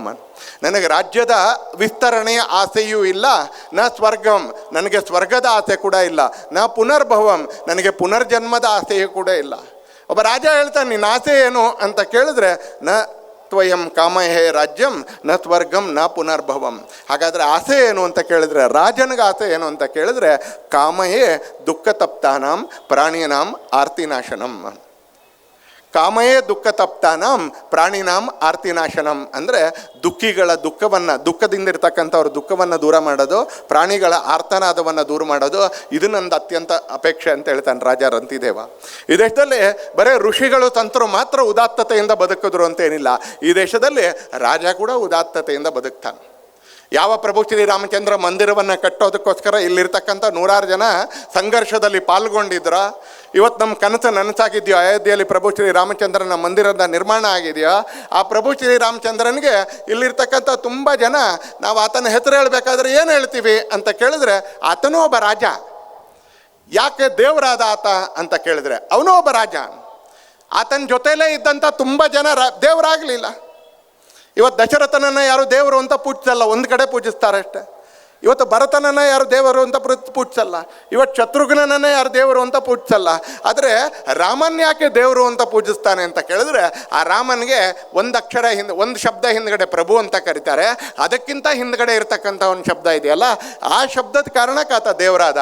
ಆ ಶಬ್ದ ಯಾವುದು ಅಂತ ಕೇಳಿದ್ರೆ, ಮರ್ಯಾದಾ ಪುರುಷೋತ್ತಮ ಶ್ರೀರಾಮಚಂದ್ರ. ಆ ಕಾರಣಕ್ಕೆ ಆತ ರಾಮಚಂದ್ರ ಅದಕ್ಕೋಸ್ಕರ ದೇವರಾಗಲಿಲ್ಲ, ಆತ ಪ್ರಭು ಆ ಕಾರಣಕ್ಕೂ ದೇವರಾಗಲಿಲ್ಲ. ಆತ ಮರ್ಯಾದಾ ಪುರುಷೋತ್ತಮ. ಆ ಮರ್ಯಾದಾ ಅಂತ ಹೇಳಿದ್ರೆ ಕನ್ನಡದ ಮರ್ಯಾದೆ ಅಲ್ಲ, ಆ ಮರ್ಯಾದಾ ಅಂತ ಕೇಳಿದ್ರೆ ಸಂಸ್ಕೃತ ಮತ್ತು ಹಿಂದಿಯ ಮರ್ಯಾದಾ. ಆತ ಎಂದೂ ಗಡಿಗಳನ್ನ ದಾಟಲಿಲ್ಲ. ಒಬ್ಬ ರಾಜನಾಗಿ ಎಂದೂ ಗಡಿಗಳನ್ನ ದಾಟಲಿಲ್ಲ. ಒಬ್ಬ ಉದಾತ್ತ ಪುರುಷನಾಗಿ ಸಮಾಜ ಒಂದು ನಿಯಮವನ್ನು ಏನು ಮಾಡ್ಕೊಂಡಿತ್ತು, ಆ ಸಮಾಜದ ಯಾವುದೇ ನಿಯಮಗಳನ್ನೂ ಆತ ಮೀರಲಿಲ್ಲ ಅಂತ. ನಮಗೆ ಇವತ್ತು ನಿಯಮ ಮೀರೋದು ಅಂತ ಕೇಳಿದ್ರೆ ಅದು ನಾಯಕತ್ವದ ಲಕ್ಷಣ ಅಂತ ಅನೇಕ ಸಲ ಅನ್ಸುತ್ತೆ. ನಿಯಮ ಮೀರೋದು ಅಂತ ಹೇಳಿದ್ರೆ ಅದು ಲೀಡರ್ಶಿಪ್ ಗುಣ ಅಂತ ಅನಿಸುತ್ತೆ. ಆದರೆ ರಾಮ ಯಾಕೆ ದೇವರಾದ ಅಂತ ಕೇಳಿದ್ರೆ, ಅವನು ಎಂದೂ ಒಂದು ಸೀಮೆಯನ್ನು ಮೀರಲಿಲ್ಲ, ಮರ್ಯಾದೆಯಿಂದ ಅವನು ನಡ್ಕೊಂಡ. ಮರ್ಯಾದೆ ಅಂತ ಹೇಳಿದ್ರೆ ಒಂದು ಗಡಿಗಳ ಒಳಗೆ ಒಂದು ಸ್ವಭಾವ ಇತ್ತು, ಸಮಾಜ ಜೀವನಕ್ಕೆ ಒಂದು ಆದರ್ಶ ಆದ. ಹಾಗಾಗಿ ಆತ ಪುರುಷೋತ್ತಮ ಆದ, ನಿಧಾನಕ್ಕೆ ದೇವರಾದ. ಇವತ್ತು ದೇಶದಲ್ಲಿ ಆರಾಧನೆಗೊಳಪಡ್ತಾನೆ. ಈ ಥರ ನಮ್ಮ ದೇಶದಲ್ಲಿ ಪ್ರಕೃತಿಗೆ ಅನುಕೂಲವಾಗಿ ಸಮರಸತೆಯಿಂದ ಕೃಣ್ವಂತೋ ವಿಶ್ವಮಾರ್ಯಂ ಅಂತಕ್ಕಂಥ ಒಂದು ಶ್ರೇಷ್ಠ ಸಂದೇಶದ ಜೊತೆಗೆ ಈ ದೇಶ ನಡ್ಕೊಂಡು ಬರ್ತಾ ಹೋಯ್ತು. ಹಾಗೇ ನಡ್ಕೊಂಡು ಬರ್ತಾ ಇತ್ತು ಅಂತ ಏನಿಲ್ಲ. ಸಾಧಾರಣವಾಗಿ ನಿಮಗೂ ಕೂಡ ಅನೇಕರಿಗೆ ಅನುಭವ ಇದೆ. ನಿಮ್ಮ ಮನೇಲೇನೋ ಭಾಳ ಖುಷಿಯಿಂದ ನೀವು ಮಾತಾಡ್ಕೊಳ್ತಾ ಕುಣಿದಾಡ್ತಾ ಆನಂದದಿಂದ ಇದ್ದರೆ, ಪಕ್ಕದ ಮನೆಯವ್ರಿಗೆ ಒಂದು ಸ್ವಲ್ಪ ರೇಡಿಯೋದೋ ಟಿ ವಿದೋ ವಾಲ್ಯೂಮ್ ಜಾಸ್ತಿ ಕೊಡಬೇಕು ಅಂತ ಅನ್ಸಕ್ಕೆ ಶುರು ಆಗುತ್ತೆ. ಯಾಕೆ ಅಂತ ಕೇಳಿದ್ರೆ, ಅವ್ರು ತುಂಬ ನಕ್ಕೊಂಡು ಮಾತಾಡ್ತಾ ಇದ್ದಾರೆ, ನಮ್ಮ ಮನೇಲಿ ನಗೋದಿಲ್ವಲ್ಲ, ಅದಕ್ಕೊಂದು ಸ್ವಲ್ಪ ಟಿ ವಿ ವಾಲ್ಯೂಮ್ ಜಾಸ್ತಿ ಮಾಡೋಣ ಅಂತ. ನೀವು ಚೆನ್ನಾಗಿರೋ ರಂಗೋಲಿ ಎಲ್ಲ ಹಾಕ್ತಾ ಇದ್ದೀರಿ ಅಂತ ಹೇಳಿದ್ರೆ, ಅಲ್ಲಿಗೆ ಒಂದು ಸ್ವಲ್ಪ ನೀರು ಅವ್ರ ಮನೆ ಕಾರ್ ತೊಳೆದ್ಬಿಟ್ಟು ನೀರು ಬಿಟ್ಬಿಡ್ತಾರೆ ಒಂದ್ಸಲ. ಯಾಕಂದರೆ ಇಂಥವ್ರಿಗೆ ಸಮಾಜದಲ್ಲಿ ಏನು ಭಾಳ ಕಡಿಮೆ ಇದೆ ಅಂತ ಏನಿಲ್ಲ. ಹೊಟ್ಟೆ ಕಿಚ್ಚು ಅನ್ನೋದು ಮನುಷ್ಯನ ಜೊತೆಗೆ ಬಂದುಬಿಡುತ್ತೆ ಅಂತ. ಇಷ್ಟೊಂದು ಸುಂದರವಾಗಿ ಅರಳ್ತಾ ಇದ್ದಂಥ ಸಮಾಜ, ಜಗತ್ತಿಗೆ ದಾರಿ ತೋರಿಸ್ತಾ ಇದ್ದಂಥ ಸಂಸ್ಕೃತಿ, 100 ಘಟನೆಗಳನ್ನ ಅಂದರೆ ಕಂಬು ಮಹರ್ಷಿ ಥರದ 100 ಘಟನೆಗಳನ್ನ ನಾವು ಜಗತ್ತಿನ ಮುಂದೆ ಇಟ್ಟಿದ್ದೀವಿ. ಅದನ್ನೆಲ್ಲ ನೋಡ್ತಾ ಇದ್ದಂಥ ಅನೇಕರಿಗೆ ಅನ್ಸಕ್ಕೆ ಶುರು ಆಯಿತು, ಇಲ್ಲೊಂದು ಅತ್ಯಂತ ಶ್ರೀಮಂತವಾಗಿರ್ತಕ್ಕಂಥ ದೇಶ ಇದೆ, ಕೊಳ್ಳೆ ಹೊಡಿಬೇಕು, ಲೂಟಿ ಹೊಡಿಬೇಕು. ಇಲ್ಲೊಂದು ಸುಸಂಸ್ಕೃತವಾಗಿರ್ತಕ್ಕಂಥ ದೇಶ ಇದೆ, ಹಾಳು ಮಾಡಬೇಕಂದ್ರೆ. ಇಲ್ಲೊಂದು ಸಂಘಟಿತವಾಗಿ ನೆಮ್ಮದಿಯಿಂದ ಬದುಕ್ತಾ ಇರ್ತಕ್ಕಂಥ ಒಂದು ಸಮಾಜ ಇದೆ, ಅದರಲ್ಲೊಂದು ಅರಾಜಕತೆ ನಿರ್ಮಾಣ ಮಾಡಬೇಕು, ಅಲ್ಲೋಲ ಕಲ್ಲೋನ ನಿರ್ಮಾಣ ಮಾಡಬೇಕು. ಹೀಗಾಗಿ ಈ ದೇಶದ ಮೇಲೆ ಮುಸಲ್ಮಾನರು ದಾಳಿ ಮಾಡಿದ್ರು, ಯುರೋಪಿಯನ್ರು ಕ್ರಿಶ್ಚಿಯನ್ರು ಕೂಡ ದಾಳಿ ಮಾಡಿದ್ರು. ಕಳೆದ 1300 ವರ್ಷಗಳಿಂದ ಮುಸಲ್ಮಾನರು ಈ ದೇಶದ ಮೇಲೆ ಆಕ್ರಮಣ ಮಾಡಿದ್ರು. ಹಾಗೆ ಕಳೆದ 500-550 ವರ್ಷಗಳಿಂದ ಯುರೋಪಿನ ಕ್ರಿಶ್ಚಿಯನ್ರು ಕೂಡ ನಮ್ಮ ದೇಶದ ಮೇಲೆ ದಾಳಿ ಮಾಡಿದ್ರು. ಅದಕ್ಕಿಂತ ಮುಂಚೆ ಕೂಡ ದಾಳಿ ಮಾಡಿದ್ರು. ಆದರೆ ದೇಶದೊಳಗೊಂದು ಶಕ್ತಿ ಪ್ರಚಂಡವಾಗಿ ಇದ್ದಿದ್ದರಿಂದ ಅವರನ್ನು ನಾವು ಜೀರ್ಣಿಸ್ಕೊಂಡು, ನಾವು ಶಕರನ್ನು ಜೀರ್ಣಿಸ್ಕೊಂಡು, ನಾವು ಹೂಂಡ್ರನ್ನು ಜೀರ್ಣಿಸ್ಕೊಂಡು, ಮಂಗೋಲಿಯನ್ರು ನಮ್ಮ ಮೇಲೆ ಆಕ್ರಮಣ ಮಾಡಿದ್ರು, ನಾವು ಹೊಡೆದೋಡಿಸ್ದೋ ಒಂದ್ಸಲ. ಆದರೆ ಹೋರಾಟ ಮಾಡ್ತಾ ಮಾಡ್ತಾ ಮಾಡ್ತಾ ಹೋರಾಟದಲ್ಲಿ ಸುದೀರ್ಘ ಕಾಲ ತೊಡ್ಕೊಂಡಿದ್ದರಿಂದ ಯಾವಾಗ ಮುಸಲ್ಮಾನ್ ರಾಜರು ಈ ದೇಶದ ಮೇಲೆ ದಾಳಿ ಮಾಡಲಿಕ್ಕೆ ಅಂತ ಆರಂಭ ಮಾಡಿದ್ರು, ಒಂದು ಸ್ವಲ್ಪ ನಮ್ಮ ಒಳಗೂ ಒಂದು ಸ್ವಲ್ಪ ಸಮಸ್ಯೆಗಳು ಆರಂಭ ಮಾಡಿ. ಯಾವ ಶ್ರೇಷ್ಠವಾಗಿರ್ತಕ್ಕಂಥ ಸಮಾಜ ನಮ್ಮ ಮಧ್ಯದಲ್ಲಿತ್ತೋ ಆ ಸಮಾಜದಲ್ಲಿ ಒಂದಷ್ಟು ಶಿಥಿಲತೆಗಳು, ಒಂದಷ್ಟು ಒಡಕುಗಳು, ಒಂದಷ್ಟು ಬೇಡದೇ ಇರತಕ್ಕಂಥ ದುರ್ಗುಣಗಳು ನಿಧಾನಕ್ಕೆ ಹೊಕ್ಕೊಂಡಿದ್ದರಿಂದಾಗಿ ಆಕ್ರಮಣ ಮಾಡಿದವ್ರ ಕಾರಣಕ್ಕೆ ಮಾತ್ರ ಅಲ್ಲ, ನಮ್ಮ ದೌರ್ಬಲ್ಯದ ಕಾರಣಕ್ಕೂ ನಾವು ಅನೇಕ ಕಡೆಗಳಲ್ಲಿ ಸೋಲನ್ನು ಒಪ್ಪಬೇಕಾಯ್ತು. ಆಕ್ರಮಣ ಮಾಡಿದವರಂತೂ ರಾಕ್ಷಸ ಪ್ರವೃತ್ತಿಯ ಜನ, ಅವತ್ತಿನಿಂದ ಇವತ್ತಿನವರೆಗೂ ರಾಕ್ಷಸ ಪ್ರವೃತ್ತಿಯ ಜನ. ಆದರೆ ಎದುರಿಸ್ತಾ ಇದ್ದವ್ರ ಹತ್ರ ಸಕ್ಷಮತೆ ಇದ್ದಿದ್ದು ಅನೇಕ ಕಾರಣಗಳಿಗೆ ನಿಧಾನಕ್ಕೆ ದೌರ್ಬಲ್ಯ ಬಂದಿದ್ದರಿಂದ ನಿಧಾನಕ್ಕೆ ಕೆಲವು ಕಡೆಗಳಲ್ಲಿ ನಾವು ಸೋಲನ್ನು ಉಣ್ಣಬೇಕಾಯ್ತು. ಯಾವ ಧರ್ಮದ ಆಧಾರದ ಮೇಲೆ ಹಿಂಸೆ ಅಂತಕ್ಕಂಥದ್ದು ಭಾರತ ಮತ್ತು ಹಿಂದುವಿಗೆ ಎಂದೂ ಗೊತ್ತಿರಲಿಲ್ವೋ, ದೇವರ ಕಾರಣಕ್ಕೆ ಹಿಂಸೆ, ದೇವರ ಕಾರಣಕ್ಕೆ ಸಾವು ಕೊಲೆ ಅಂತಕ್ಕಂಥದ್ದು ಭಾರತ ಮತ್ತು ಹಿಂದುವಿಗೆ ಎಂದೂ ಗೊತ್ತಿರಲಿಲ್ವೋ, ವಿಗ್ರಹ ಅನ್ನೋದು ನಿರ್ಮಾಣ ಮಾಡಬೇಕಾಗಿರ್ತಕ್ಕಂಥ ಒಂದು ವಿಷಯ ಹೊರತು ಬಂಜನೆ ಒಡಿಬೇಕಾಗಿರ್ತಕ್ಕಂಥ ಒಂದು ವಿಷಯ ಅಂತ ಕಲ್ಪನೆಯಲ್ಲಿ ಯಾವತ್ತೂ ನಾವು ಕಂಡಿರಲಿಲ್ವೋ, ಗೋವು ತಾಯಿ ಇವ್ರನ್ನೆಲ್ಲ ಪೂಜ್ಯತೆಯಿಂದ ನೋಡ್ಕೊಂಡು ಬರ್ತಿದ್ದೋ ಅಂಥ ಗೋವು ಮತ್ತು ತಾಯಿಯನ್ನು ಟಾರ್ಗೆಟ್ ಮಾಡಿದ್ದನ್ನು ನಾವು ಎಂದೂ ಸಹಿಸ್ತಾ ಇರಲಿಲ್ವೋ, ಅಂಥ ಒಂದು ಸಮಾಜದ ಎದುರುಗಡೆ, ಅಂಥ ಒಂದು ಸಂಸ್ಕೃತಿ ಎದುರುಗಡೆ ನೀವು ಗೋವನ್ನು ಪೂಜೆ ಮಾಡ್ತೀರಾ, ನಾವು ಗೋವನ್ನೇ ಹತ್ಯೆ ಮಾಡ್ತೀವಿ. ನೀವು ತಾಯಿಯನ್ನು, ಹೆಣ್ಣನ್ನು ತಾಯಿ ಅಂತ ನೋಡ್ತೀರಾ, ನಾವು ಹೆಣ್ಮಕ್ಳಿಗೆ ಅವಮಾನ ಮಾಡ್ತೀವಿ.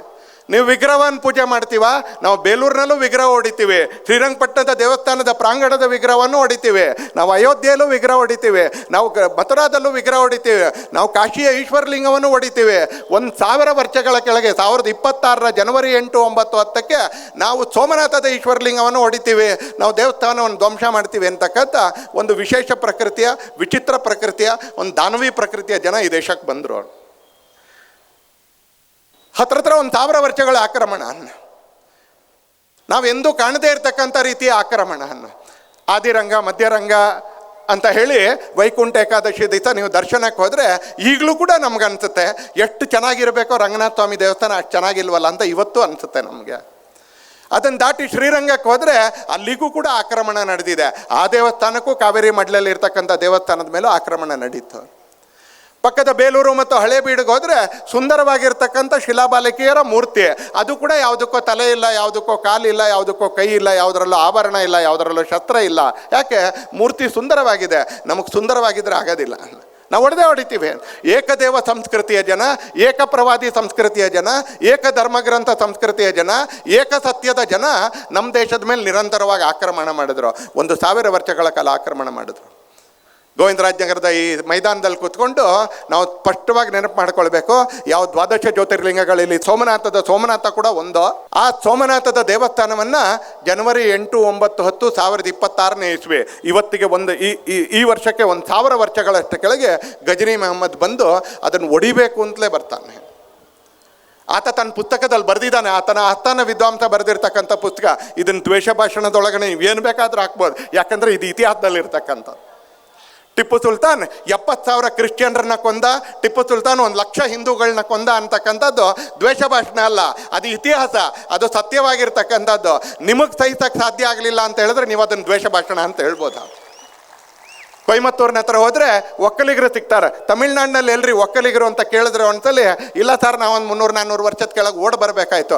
ಯಾಕೆ ಓಡಿ ಬರಬೇಕಾಯ್ತು ಅಂತ ಕೇಳಿದ್ರೆ, ಮೈಸೂರು, ಮಂಡ್ಯ, ಕೊಡಗಿನ 2 ತಾಲೂಕು ಮತ್ತು ಚಾಮರಾಜನಗರದ ಭಾಗದಿಂದ ಟಿಪ್ಪುವಿನ ಹಿಂಸೆ ತಾಳಕ್ಕಾಗಲಿಲ್ಲ ಅಂತೇಳಿ ನಾವು ಓಡಿ ಬರಬೇಕಾಯ್ತು ಅಂತ ಕೊಯಮತ್ತೂರಿನಲ್ಲಿ 3-4 ಜನ ಒಕ್ಕಲಿಗ MLAಗಳಿದ್ದಾರೆ. ತಮಿಳ್ನಾಡಿನಲ್ಲಿ ಒಕ್ಕಲಿಗರ ಜಾತಿ ಎಲ್ಲಿದೆ ಅಂತ ಕೇಳಿದ್ರೆ ಈ ಭಾಗದಲ್ಲಿ ಇದ್ದಾರೆ. ಎಲ್ಲಿಂದ ಹೋದ್ರು ಅಂತ ಕೇಳಿದ್ರೆ ಇಲ್ಲಿಂದ ಓಡೋದವ್ರು. ಯಾಕೆ ಓಡೋದ್ರು ಅಂತ ಕೇಳಿದ್ರೆ ಕೃಷಿ ಮಾಡಕ್ಕೆ ಹೋಗಿದ್ದಲ್ಲ, ಅಲ್ಲೇನೋ ಭೂಮಿ ಫಲವತ್ತಾಗಿತ್ತು ಅನ್ನೋದು ಹೋಗಿದ್ದಲ್ಲ. ಟಿಪ್ಪು ಸುಲ್ತಾನನ ಕ್ರೌರ್ಯದ ಕಾರಣಕ್ಕೆ, ಟಿಪ್ಪು ಸುಲ್ತಾನನ ಹಿಂಸೆ ಕಾರಣಕ್ಕೆ ಇವತ್ತು ಹೋಗಿದ್ದಾರೆ. ಆದರೆ ನೀವು ಟಿಪ್ಪು ನಿಮ್ಮ ಹಿಂದುತ್ವಕ್ಕೆ ಮತ ಮಾಡಿದಾನಲ್ಲ, ಟಿಪ್ಪು ದ್ರೋಹ ಮಾಡಿದಾನಲ್ಲ, ಹಾಗಾಗಿ ನಾವು ಅವ್ನ ಫ್ಲಕ್ಸನ್ ಗೋವಿಂದರಾಜನಗರದಲ್ಲಿ ಹಾಕ್ತೀವಿ, ನಾವು ಅವ್ನ ಫ್ಲಕ್ಸನ್ ಪ್ರಶಾಂತ್ ನಗರದಲ್ಲಿ ಹಾಕ್ತೀವಿ, ಅವ್ನ ಫ್ಲಕ್ಸನ್ ವಿಜಯನಗರದಲ್ಲಿ ಹಾಕ್ತೀವಿ ಅಂತಕ್ಕಂಥ ಕೆಲವು ಪ್ರಭೃತಿಗಳು, ಕೆಲವು ವಿಚಿತ್ರ ಶಕ್ತಿಗಳು ಇವತ್ತು ಇದೆ ಅಂತಲೇ. ದೇಶ ದಾಳಿಯನ್ನು ಎದುರಿಸ್ತಾ ಬಂತು. ದಾಳಿ ಎದುರಿಸ್ತಾ ಬಂದಾಗೆ ಜನಸಂಖ್ಯೆಯ ಅನುಪಾತದ ಮೇಲೆ, ಪಾಪ್ಯುಲೇಷನ್ನ ಪರ್ಸೆಂಟೇಜ್ಗಳ ಮೇಲೆ ನಿಧಾನಕ್ಕೆ ದೇಶದಲ್ಲಿ ಪರಿವರ್ತನೆ ಆಗಲಿಕ್ಕೆ ಆರಂಭ ಆಯಿತು. ಕೆಲವು ಭಾಗಗಳಲ್ಲಿ ಹಿಂದೂಗಳು ಕಡಿಮೆ ಆದರು, ಕೆಲವು ಭಾಗಗಳಲ್ಲಿ ಹಿಂದೂಗಳು ಅಲ್ಪಸಂಖ್ಯಾತರಾದರು, ಕೆಲವು ಭಾಗದಲ್ಲಿ ಹಿಂದೂಗಳು ನಗಣ್ಯರಾದರು, ಕೆಲವು ಭಾಗದಲ್ಲಿ ಹಿಂದೂಗಳು ನಿಶ್ಶೇಷರಾದರು. ಪರಿಣಾಮ ಏನು ಅಂತ ಕೇಳಿದ್ರೆ 47ರಲ್ಲಿ ನಾವು ಈ ದೇಶದ 3ನೇ 1 ಭಾಗ ಭೂಭಾಗವನ್ನು ಹಿಂದೂಗಳ ಸಂಖ್ಯೆ ಕಡಿಮೆ ಆಯಿತು ಅನ್ನೋ ಕಾರಣಕ್ಕೋಸ್ಕರ ಕಳ್ಕೊಳ್ಬೇಕಾಯ್ತು. ಹಿಂದೂ ಸಮಾಜೋತ್ಸವ ನಡೀತಾ ಇರ್ತಕ್ಕಂಥ ಸಂದರ್ಭದಲ್ಲಿ ನಾವು ಹೇಗೆ ನಮ್ಮ ಇತಿಹಾಸ ನಮ್ಮ ಸಂಸ್ಕೃತಿ ಜ್ಞಾಪಕ ಮಾಡಬೇಕು ಹಾಗೇ ನೆನಪು ಮಾಡ್ಕೊಳ್ಬೇಕು. ಗೋರಿಪಾಳ್ಯ ಯಾಕಾಯಿತು ಅಂತ ಕೇಳಿದ್ರೆ ಅದು ಹಿಂದೂಗಳ ಜನಸಂಖ್ಯೆ ಕಡಿಮೆ ಆಗಿದ್ದಕ್ಕೋಸ್ಕರ ಗೋರಿಪಾಳ್ಯ ಆಯಿತು. ಪೊಲೀಸರು ಇದ್ರೂ ಆಯಿತು, ಸರ್ಕಾರ ಇದ್ದಾಗಲೂ ಆಯಿತು, ನ್ಯಾಯಾಲಯ ಇದ್ದಾಗೂ ಆಯಿತು, ಎಲ್ಲವೂ ಇದ್ದಾಗಲೂ ಆಯಿತು. ಆದರೆ ಒಂದು ರಸ್ತೆಯಿಂದ ಹಿಂದೂ ಖಾಲಿ ಆದರೆ ಅಲ್ಲಿ ಗಣಪತಿ ಮೆರವಣಿಗೆ ಹೋಗೋಕ್ಕಾಗೋದಿಲ್ಲ. ಒಂದು ರಸ್ತೆಯಲ್ಲಿ ಹಿಂದೂ ಅಲ್ಪಸಂಖ್ಯಾತನಾದರೆ ಅಲ್ಲಿರ್ತಕ್ಕಂಥ ಹಿಂದೂ ದೇವಸ್ಥಾನಕ್ಕೆ ಧನುರ್ಮಾಸದಲ್ಲಿ ಹೆಣ್ಮಕ್ಳು ಬೆಳಿಗ್ಗೆ ಪೂಜೆಗೆ ಹೋಗೋಕ್ಕಾಗೋದಿಲ್ಲ. ಒಂದು ರಸ್ತೆಯಲ್ಲಿ ಹಿಂದೂಗಳ ಸಂಖ್ಯೆ ಕಡಿಮೆ ಆಯಿತು ಅಂತ ಹೇಳಿದ್ರೆ ರಾತ್ರಿ 11 ಗಂಟೆಗೆ ನೀವು ಬಾಗಿಲ ಹಾಕ್ಕೊಂಡು ನೆಮ್ಮದಿಯಿಂದ ಮಲ್ಕೊಳ್ಳೋಕೆ ಸಾಧ್ಯ ಇಲ್ಲ. ಯಾಕಂದರೆ ಹಿಂದುವಿನ ಸಂಖ್ಯೆ ಕಡಿಮೆ ಆಗ್ತಾ ಇದ್ದಂಗೆ ಅಲ್ಲಿರ್ತಕ್ಕಂಥ ವಿದ್ರೋಹಿ ಮನಸ್ಸುಗಳ ಆಟ ಕೂಡ ಜಾಸ್ತಿ ಆಗುತ್ತೆ. ಯಾಕೆ ಗೋರಿಪಾಳ್ಯ ಆಗುತ್ತೆ? ಯಾಕೆ ಚಾಮರಾಜಪೇಟೆಯಲ್ಲಿ ಯಾವುದೇ ಪಕ್ಷದ ಹಿಂದೂ ಗೆಲ್ಲಕ್ಕಾಗೋದಿಲ್ಲ? ಯಾಕೆ ಶಿವಾಜಿನಗರದಲ್ಲಿ ಯಾವುದೇ ರಾಜಕೀಯ ಪಕ್ಷದ ಹಿಂದೂ ಗೆಲ್ಲಕ್ಕಾಗೋದಿಲ್ಲ? ಯಾಕೆ ಅನೇಕ ಪಕ್ಷಗಳು ಮೈಸೂರಿನ ನರಸಿಂಹರಾಜ್ಯದಲ್ಲಿ ಹಿಂದೂಗಳಿಗೆ ಟಿಕೆಟ್ ಕೊಡೋದಿಲ್ಲ? ಆರ್ಟಿಕಲ್ 370 ಕಿತ್ತಾಕಿದ ಮೇಲೂ ಕೂಡ ಕಾಶ್ಮೀರ ಕಣಿವೆಯ 46 ಸೀಟ್ನಲ್ಲಿ ಒಂದರಲ್ಲೂ ಕೂಡ ಯಾಕೆ ಹಿಂದೂ ಗೆಲ್ಲೋದಿಲ್ಲ? ಹಿಂದೂಗಳ ಸಂಖ್ಯೆ ಸ್ವಲ್ಪ ಜಾಸ್ತಿ ಇದ್ದಲ್ಲಿ ಮುಸಲ್ಮಾನರು ಗೆಲ್ತಾರೆ, ಹಿಂದೂಗಳ ಸಂಖ್ಯೆ ಜಾಸ್ತಿ ಇದ್ದಲ್ಲಿ ಕ್ರಿಶ್ಚಿಯನ್ರು ಗೆಲ್ತಾರೆ. ಆದರೆ ಹಿಂದೂಗಳ ಸಂಖ್ಯೆ ಕಡಿಮೆ ಆದಲ್ಲಿ ಎಂದೂ ಕೂಡ ಹಿಂದೂ ಗೆಲ್ಲೋದಿಲ್ಲ. ಇದು ಕೂಡ ದೇಶದಲ್ಲಿ ನಿರ್ಮಾಣ ಆಗಕ್ಕೆ ಶುರು ಆಯಿತು.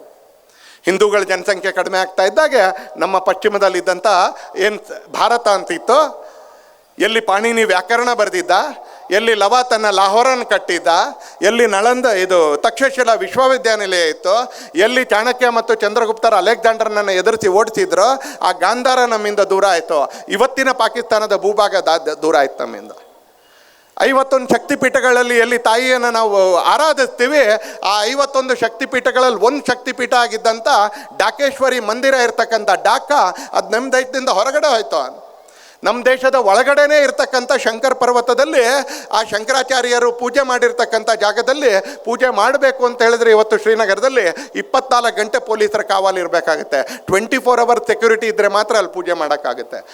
ಖೀರ್ ಭವಾನಿ ಮಂದಿರದಲ್ಲಿ ಕಾಶ್ಮೀರಿ ಪಂಡಿತರು ಅಭಿಷೇಕ ಮಾಡಬೇಕು ಅಂತ ಹೇಳಿದ್ರೆ ದಾರಿಯಲ್ಲಿ ಇರ್ತಕ್ಕಂಥ ಎಲ್ಲ ಕಡೆಗಳಲ್ಲಿ ಮಿಲಿಟರಿ ಅವ್ರ ಪಿಕೆಟ್ ಬೇಕು. ಅಮರನಾಥ ಗುಹೆಗೆ ಹೋಗಬೇಕು ಅಂತಾದರೆ ಇವತ್ತು ಸರ್ಕಾರ 6 ತಿಂಗಳ ಮುಂಚೆಯಿಂದ ದೇಶದ ಗೃಹ ಮಂತ್ರಿಗಳು ಗಮನ ಕೊಡಬೇಕಾಗತ್ತೆ. ಯಾಕೆ ಅಂದರೆ ಹಿಂದೂ ಜನಸಂಖ್ಯೆ ಕಡಿಮೆ ಆಯಿತು. ಹಿಂದೂ ಜನಸಂಖ್ಯೆ ಯಾಕೆ ಕಡಿಮೆ ಆಯಿತು ಅಂತ ಕೇಳಿದ್ರೆ ವ್ಯವಸ್ಥಿತವಾಗಿ ಕಡಿಮೆ ಮಾಡಲಾಯಿತು ಒಂದು ಕಡೆಯಿಂದ, ಇನ್ನೊಂದು ಕಡೆಯಿಂದ ವ್ಯವಸ್ಥಿತವಾಗಿ ಜಾಸ್ತಿ ಮಾಡಲಾಯಿತು. ನಮಗೆ ಗೊತ್ತೇ ಇರಲಿಲ್ಲ ನಮ್ಮ ವೊಕ್ಯಾಬುಲರಿಗಳಲ್ಲಿ. ಒಂದು 25-30 ವರ್ಷದ ಕೆಳಗೆ ಇಲ್ಲಿ ಕೂತವ್ರಿಗೆ ಲವ್ ಜಿಹಾದ್ ಅಂತಕ್ಕಂಥ ಶಬ್ದನೇ ಗೊತ್ತಿರಲಿಲ್ಲ. ಆದರೆ ಇವತ್ತು ರಿಜಿಸ್ಟ್ರಾರ್ ಆಫೀಸ್ನಲ್ಲಿ ನಾವು ಹೋದರೆ ಪ್ರತಿನಿತ್ಯ ರಿಜಿಸ್ಟ್ರಾರ್ ಆಫೀಸಲ್ಲಿ ಯಾವುದೋ ಹಿಂದೂ ಹೆಣ್ಣುಮಗಳು ಮುಸಲ್ಮಾನ್ ಹುಡುಗನ ಜೊತೆ ಮದುವೆ ಆಗ್ತಾ ಇರುವಂಥ ರಿಜಿಸ್ಟ್ರೇಷನ್ಗೆ ಅಲ್ಲಿ ನೋಟಿಸ್ ಏನು ಹಾಕಬೇಕೋ ನೋಟಿಸ್ ಹಾಕ್ತಾ ಇರ್ತಾರೆ. ಇಲ್ಲಿ ಕೂತ್ಕೊಂಡಿರ್ತಕ್ಕಂಥ ತುಂಬ ಜನರಿಗೆ 25 ವರ್ಷದ ಕೆಳಗೆ ಲವ್ ಜಿಹಾದ್ ಅನ್ನೋ ಶಬ್ದ ನಾವು ಕೇಳೇ ಇರಲಿಲ್ಲ ನಮ್ಮ.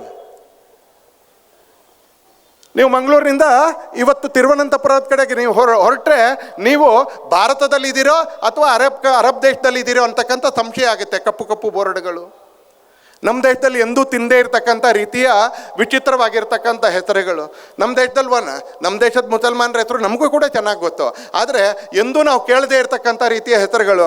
ನೀವು ಮಂಗಳೂರಿಂದ ಆರಂಭ ಮಾಡಿ ತಿರುವನಂತಪುರ ಬರೆದವರೆಗೆ ನೀವೇನಾದರೂ ರಸ್ತೆಯಲ್ಲಿ ಆರಾಮಾಗಿ ನಿಧಾನಕ್ಕೆ ಆ ಕಡೆ ಈ ಕಡೆ ಎರಡೂ ಕಡೆ ನೋಡ್ಕೊಂಡೋದ್ರೆ ನಾನು ನಿಮ್ಮ ಎದುರಿಗೆ ಸದಾಕಾಲ ಓಡಾಡ್ತಾ ಇರೋವಂಥವನಾಗಿ ಹೇಳ್ತೀನಿ, ನಾವು ಭಾರತದಲ್ಲಿದ್ದೀವೋ ಇನ್ನೊಂದು ದೇಶದಲ್ಲಿದ್ದೀವೋ, ಈ ದೇಶದಲ್ಲಿ ಜನಸಂಖ್ಯೆಯನ್ನು ವ್ಯತ್ಯಾಸ ಮಾಡಲಾಯಿತು. ಈ ದೇಶದಲ್ಲಿ ಜನಸಂಖ್ಯೆಯನ್ನು ವ್ಯತ್ಯಾಸ ಮಾಡಲಾಯಿತು. ಹಾಗಾಗಿ ಒಂದಷ್ಟು ಭೂಭಾಗಗಳನ್ನ ಕಳ್ಕೊಂಡು ಇನ್ನೊಂದಷ್ಟು ಭೂಭಾಗಗಳಲ್ಲಿ ಇವತ್ತು ನಮ್ಮ ದೇಶದ ಯಾರ ವಿರುದ್ಧನೂ ಅಲ್ಲ. ನಾವು ಗಣಪತಿ ಮೆರವಣಿಗೆ ತೆಗಿತೀವಿ ಅಂದರೆ ಯಾರ ವಿರುದ್ಧ ತೆಗಿತೀವಿ? ನಾವು ಗಣಪತಿ ಮೆರವಣಿಗೆಯಲ್ಲಿ ಸಂಗೀತ ಹಾಕ್ತೀವಿ ಅಂದರೆ, ಅಯ್ಯಪ್ಪನ ಮೆರವಣಿಗೆಯಲ್ಲಿ ಸಂಗೀತ ಹಾಕ್ತೀವಿ ಅಂತ ಹೇಳಿದ್ರೆ, ನವರಾತ್ರಿ ದುರ್ಗೆ ಮೆರವಣಿಗೆಯಲ್ಲಿ ಸಂಗೀತ ಹಾಕ್ತೀವಿ ಅಂತ ಹೇಳಿದ್ರೆ ಕಿವಿಗೆ ಇಂಪಾಗಿರುತ್ತೆ, ಸಂಸ್ಕಾರ ಕೊಡುತ್ತೆ. ನಮ್ಗೆ ಸಂಗೀತ ಬೇಡ, ನಮಗೆ ಮೆರವಣಿಗೆ ಬೇಡ ಅಂತಕ್ಕಂಥ ಒಂದು ಹೊಸ ಪ್ರವೃತ್ತಿ, ಆಮಿಷಕ್ಕೊಳಗಾಗಿ ಮತಾಂತರ ಮಾಡ್ತಕ್ಕಂಥ ಒಂದು ಹೊಸ ಪ್ರವೃತ್ತಿ ಇಡೀ ದೇಶದಲ್ಲಿ ಶುರು ಆಯಿತು. ಮಾರ್ಕೆಟಿಂಗ್ ಏಜೆನ್ಸಿಗಳು ನಮ್ಮ ದೇಶದಲ್ಲಿ ಧರ್ಮ ಎಂದು ಮಾರ್ಕೆಟಿಂಗ್ ಏಜೆನ್ಸಿ ಅಲ್ಲ. 3 ಜನ ಪೂಜ್ಯ ಸ್ವಾಮೀಜಿಗಳು, ಪೂಜ್ಯ ಮಾತಾಜಿ ಕೂತಿದ್ದಾರೆ. ಇವ್ರು ಯಾರು? ಪೂಜ್ಯ ಶ್ರೀ ಸೌಮ್ಯನಾಥ ಸ್ವಾಮಿಗಳು ಒಕ್ಕಲಿಗ ಪರಂಪರೆಗೆ ಸೇರಿರ್ತಕ್ಕಂಥವ್ರು. ಅವರು ಇಲ್ಲಿ ಬಾಲಗಂಗಾಧರನಾಥ ಮಹಾಸ್ವಾಮಿಗಳ ಹೆಸರಿನಲ್ಲಿರ್ತಕ್ಕಂಥ ಕ್ರೀಡಾಂಗಣದಲ್ಲಿ ಬೇರೆ ಜಾತಿಯವ್ರನ್ನ ಒಕ್ಕಲಿಗರನ್ನಾಗಿ ಮತಾಂತರ ಮಾಡ್ತಕ್ಕಂಥ ಒಂದೇ ಒಂದು ಕಾರ್ಯಕ್ರಮವನ್ನು ಇವತ್ತು ಹಿಂಗೆ ಮಾಡಲಿಲ್ಲ. ನಮ್ಮ ಹತ್ರ ಮಾರ್ಕೆಟಿಂಗ್ ಏಜೆನ್ಸಿನೂ ಇಲ್ಲ, ಪಬ್ಲಿಸಿಟಿ ಏಜೆನ್ಸಿನೂ ಇಲ್ಲ. ನಮ್ಮ ಹತ್ರ ಸ್ಪಿರಿಚುಯಾಲಿಟಿಯನ್ನು ಆರಾಧನೆ ಮಾಡ್ತಕ್ಕಂಥ ಪ್ರವೃತ್ತಿ ಇದೆ. ಯಾರು ಬರ್ತಾರೋ ಅವ್ರಿಗೆ ನಮ್ಮ ಸಿದ್ಧಾಂತ ಹೇಳ್ತೀವಿ, ಯಾರು ಬರ್ತಾರೋ ಅವ್ರಿಗೆ ನಮ್ಮ ಪರಂಪರೆಯನ್ನು ಹೇಳ್ತೀವಿ. ಬಾಪ ನೀನು ಇಲ್ಲಿಗೆ ಬಂದರೆ ಇದು ಮಾಡ್ತೀನಿ, ನೀನು ಇಲ್ಲಿಗೆ ಬಂದರೆ ಇದು ಮಾಡ್ತೀನಿ, ಆಮಿಷ ಆಗುವ ಜನಸಂಖ್ಯೆ ವ್ಯತ್ಯಾಸ ಆಗ್ತಾ ಹೋಯ್ತು. ಜನಸಂಖ್ಯೆ ವ್ಯತ್ಯಾಸ ಆಗ್ತಾ ಹೋಯ್ತು. ಆ ಕಾರಣಕ್ಕೆ ಇವತ್ತು ನಮ್ಮ ಮನೆಗಳು ಸಂತ್ರಸ್ತ ಆಗಿದ್ದಾವೆ, ನಮ್ಮ ಸಮಾಜ ಸಂತ್ರಸ್ತವಾಗಿದೆ, ನಮ್ಮ ರಾಜಕೀಯ ನಿಲುವುಗಳು ಇವತ್ತು ಆಘಾತಕ್ಕೊಳಗಾಗಿದ್ದಾವೆ, ನಮ್ಮ ಉದ್ಯಮಗಳು ಆಘಾತಕ್ಕೊಳಗಾಗ್ತಾ ಇದ್ದಾವೆ ಇವತ್ತು. ಹೀಗೆ ಕಳೆದ 1-1.5 ವರ್ಷಗಳಲ್ಲಿ ಈ ದೇಶ ತನ್ನತನವನ್ನು ಸ್ವಲ್ಪ ಮರ್ತಿದ್ರಿಂದ, ತನ್ನತನದಲ್ಲಿ ಸ್ವಲ್ಪ ದೌರ್ಬಲ್ಯ ಒಳಗಿಣುಕಿದ್ರಿಂದ ನಾವು ಅನೇಕ ಸಂಗತಿಗಳನ್ನ ಅನುಭವಿಸ್ಬೇಕಾಯ್ತು. ಒಂದು ಹೊರಗಡೆಯಿಂದ ಈ ಥರದ ಅನೇಕ ಸಂಗತಿಗಳು ಕಳೆದ 1000 ವರ್ಷಗಳಿಂದ ಆದರೆ ಕಳೆದ 100 ವರ್ಷಗಳಲ್ಲಿ ನಮ್ಮ ಒಳಗಡೆನೇ ಕೆಲವು ಸಮಸ್ಯೆಗಳು ಆರಂಭ ಆಯಿತು. ಮೊದಲನೇದು, ನಮ್ಮ ಒಳಗಡೆ ಜಾತಿ ಇತ್ತು, ಜಾತೀಯತೆ ಇರಲಿಲ್ಲ. ಜಾತೀಯತೆ ಇರಲಿಲ್ಲ. ನೀವು ವೇದಗಳ ಕಾಲವನ್ನು ನೋಡಿದ್ರೆ ಅವತ್ತು ಯಾವ ಜಾತಿ ಅಂತ ಗೊತ್ತಿರಲಿಲ್ಲ, ಆದರೆ ಇವತ್ತು ಯಾವ ಜಾತಿಯಿಂದ ಗುರುತಿಸ್ತಾರೋ ಆ ರೀತಿಯ ಎಲ್ಲ ಜಾತಿಯವರು ವೇದ ಕಲ್ತಿದ್ದಕ್ಕೆ ನಮ್ಮ ಹತ್ರ ಸಾಕ್ಷಿ ಸಿಗುತ್ತೆ. ಮಹಿಳೆಯರು ವೇದ ವಿದ್ವಾಂಸರಾಗಿದ್ದಕ್ಕೆ ನಮ್ಮ ಹತ್ರ ಸಾಕ್ಷಿ ಸಿಗುತ್ತೆ. ಮಹಿಳೆಯರು ವೇದ ವಿದ್ವಾಂಸರಾಗಿದ್ದಕ್ಕೆ. ಆದರೆ ನಿಧಾನಕ್ಕೆ ಹೆಣ್ಣು ಮಕ್ಕಳನ್ನ ಶಿಕ್ಷಣದಿಂದ ದೂರ ಇಡಬೇಕು, ಈ ಜಾತಿಯವ್ರನ್ನ ಧಾರ್ಮಿಕ ಶಿಕ್ಷಣದಿಂದ ದೂರ ಇಡಬೇಕು. ಜಾತಿ ಹೋಯ್ತು, ಜಾತೀಯತೆ ಬಂತು. ಜಾತಿ ಹೋಯ್ತು, ಜಾತಿವಾದ ಆರಂಭ ಆಯಿತು. ಯಾವಾಗ ಜಾತಿವಾದ ಆರಂಭ ಆಯಿತು, ಜಾತೀಯತೆ ಆರಂಭ ಆಯಿತು, ನಿಧಾನಕ್ಕೆ ಇನ್ನೊಂದು ಸ್ವಲ್ಪ ಎಕ್ಸ್ಟ್ರೀಮ್ಗೆ ಹೋಗ್ತಾ ಅಸ್ಪೃಶ್ಯತೆ ಅನ್ನೋದು ನಮ್ಮ ಸಮಾಜದೊಳಗಡೆ ಬಂತು.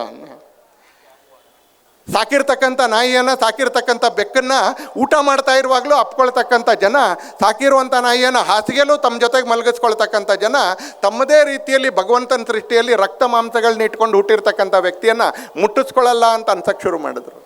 ಮುಟ್ಟಿಸ್ಕೊಳ್ಳಲ್ಲ ಅನ್ನೋ ಪ್ರವೃತ್ತಿ ಆರಂಭ ಆಯ್ತು. ಮೊನ್ನೆ ಒಬ್ಬರ ಅನುಭವವನ್ನು ಓದಿದೆ. ಅವ್ರ ಮನೇಲಿ ಒಬ್ಬ ಗೃಹಸ್ಥರು ಅವ್ರ ಫೇಸ್ಬುಕ್ನಲ್ಲಿ ದೀರ್ಘವಾಗಿ ಬರೆದಿದ್ದಾರೆ, ಎಲ್ಲಿಯೋ ಸರಿ ಹೋಗಬೇಕು ಅಂತ. ಅವ್ರೇನು ಸಂಘದ ಸ್ವಯಂ ಸೇವಕ ಅಂತ ನನಗೆ ಅನ್ನಿಸ್ಲಿಲ್ಲ ಅವ್ರು ಬರಿತಾ ಇರಬೇಕಾದ್ರೆ. ಅವ್ರ ಮಗನ ಸ್ಕೂಲ್ನಲ್ಲಿ ಟೀಚರ್ ಕೇಳಿದ್ದಾರೆ, ನಿಮಗೆ ಜಾರ್ಜ್ ವಾಷಿಂಗ್ಟನ್ ಗೊತ್ತು, ಬಿಲ್ ಕ್ಲಿಂಟನ್ ಗೊತ್ತು, ಈಗಿರ್ತಕ್ಕಂಥ ರಾಷ್ಟ್ರಾಧ್ಯಕ್ಷರು ಟ್ರಂಪ್ ಗೊತ್ತು, ಇದಕ್ಕೆ ಹಿಂದಿನವ್ರು ಜೋ ಬಿಡೆನ್ ಗೊತ್ತು, ಇಂಗ್ಲೆಂಡಿನ ಪ್ರಧಾನಮಂತ್ರಿ ಹೆಸರು ಗೊತ್ತು, ಚೀನಾದ ಅಧ್ಯಕ್ಷರ ಹೆಸರು ಗೊತ್ತು, ಜೆಲೆನ್ಸ್ಕಿ ಗೊತ್ತು, ಪ್ಯೂಟಿನ್ ಗೊತ್ತು ಅಂತ ಹೇಳ್ತಾ ಆ ಕ್ಲಾಸಿನ ಟೀಚರು ಮುಂದಿನ ವಾಕ್ಯ ಹೇಳ್ತಾರಂತೆ, ನಿಮ್ಮೆಲ್ಲರ ಮನೇಲಿ ಕಸ ಗುಡ್ಸೋಕ್ಕೆ ಕೆಲಸ ಮಾಡೋಕ್ಕೆ ಅಂತ ಒಬ್ಬ ಹೆಣ್ಮಗಳು ಬರ್ತಾಳಲ್ಲ, ಆಕೆ ಹೆಸರು ಎಷ್ಟು ಜನರು ಗೊತ್ತು ಅಂತ ಕ್ಲಾಸಲ್ಲಿ ಟೀಚರ್ ಕೇಳ್ತಾರಂತೆ. ನನ್ನ ಮಗನ ಕ್ಲಾಸಲ್ಲಿ ಟೀಚರ್ ಕೇಳಿದ್ರು ಅಂತ ಇವ್ರು ಬರೀತಾರೆ.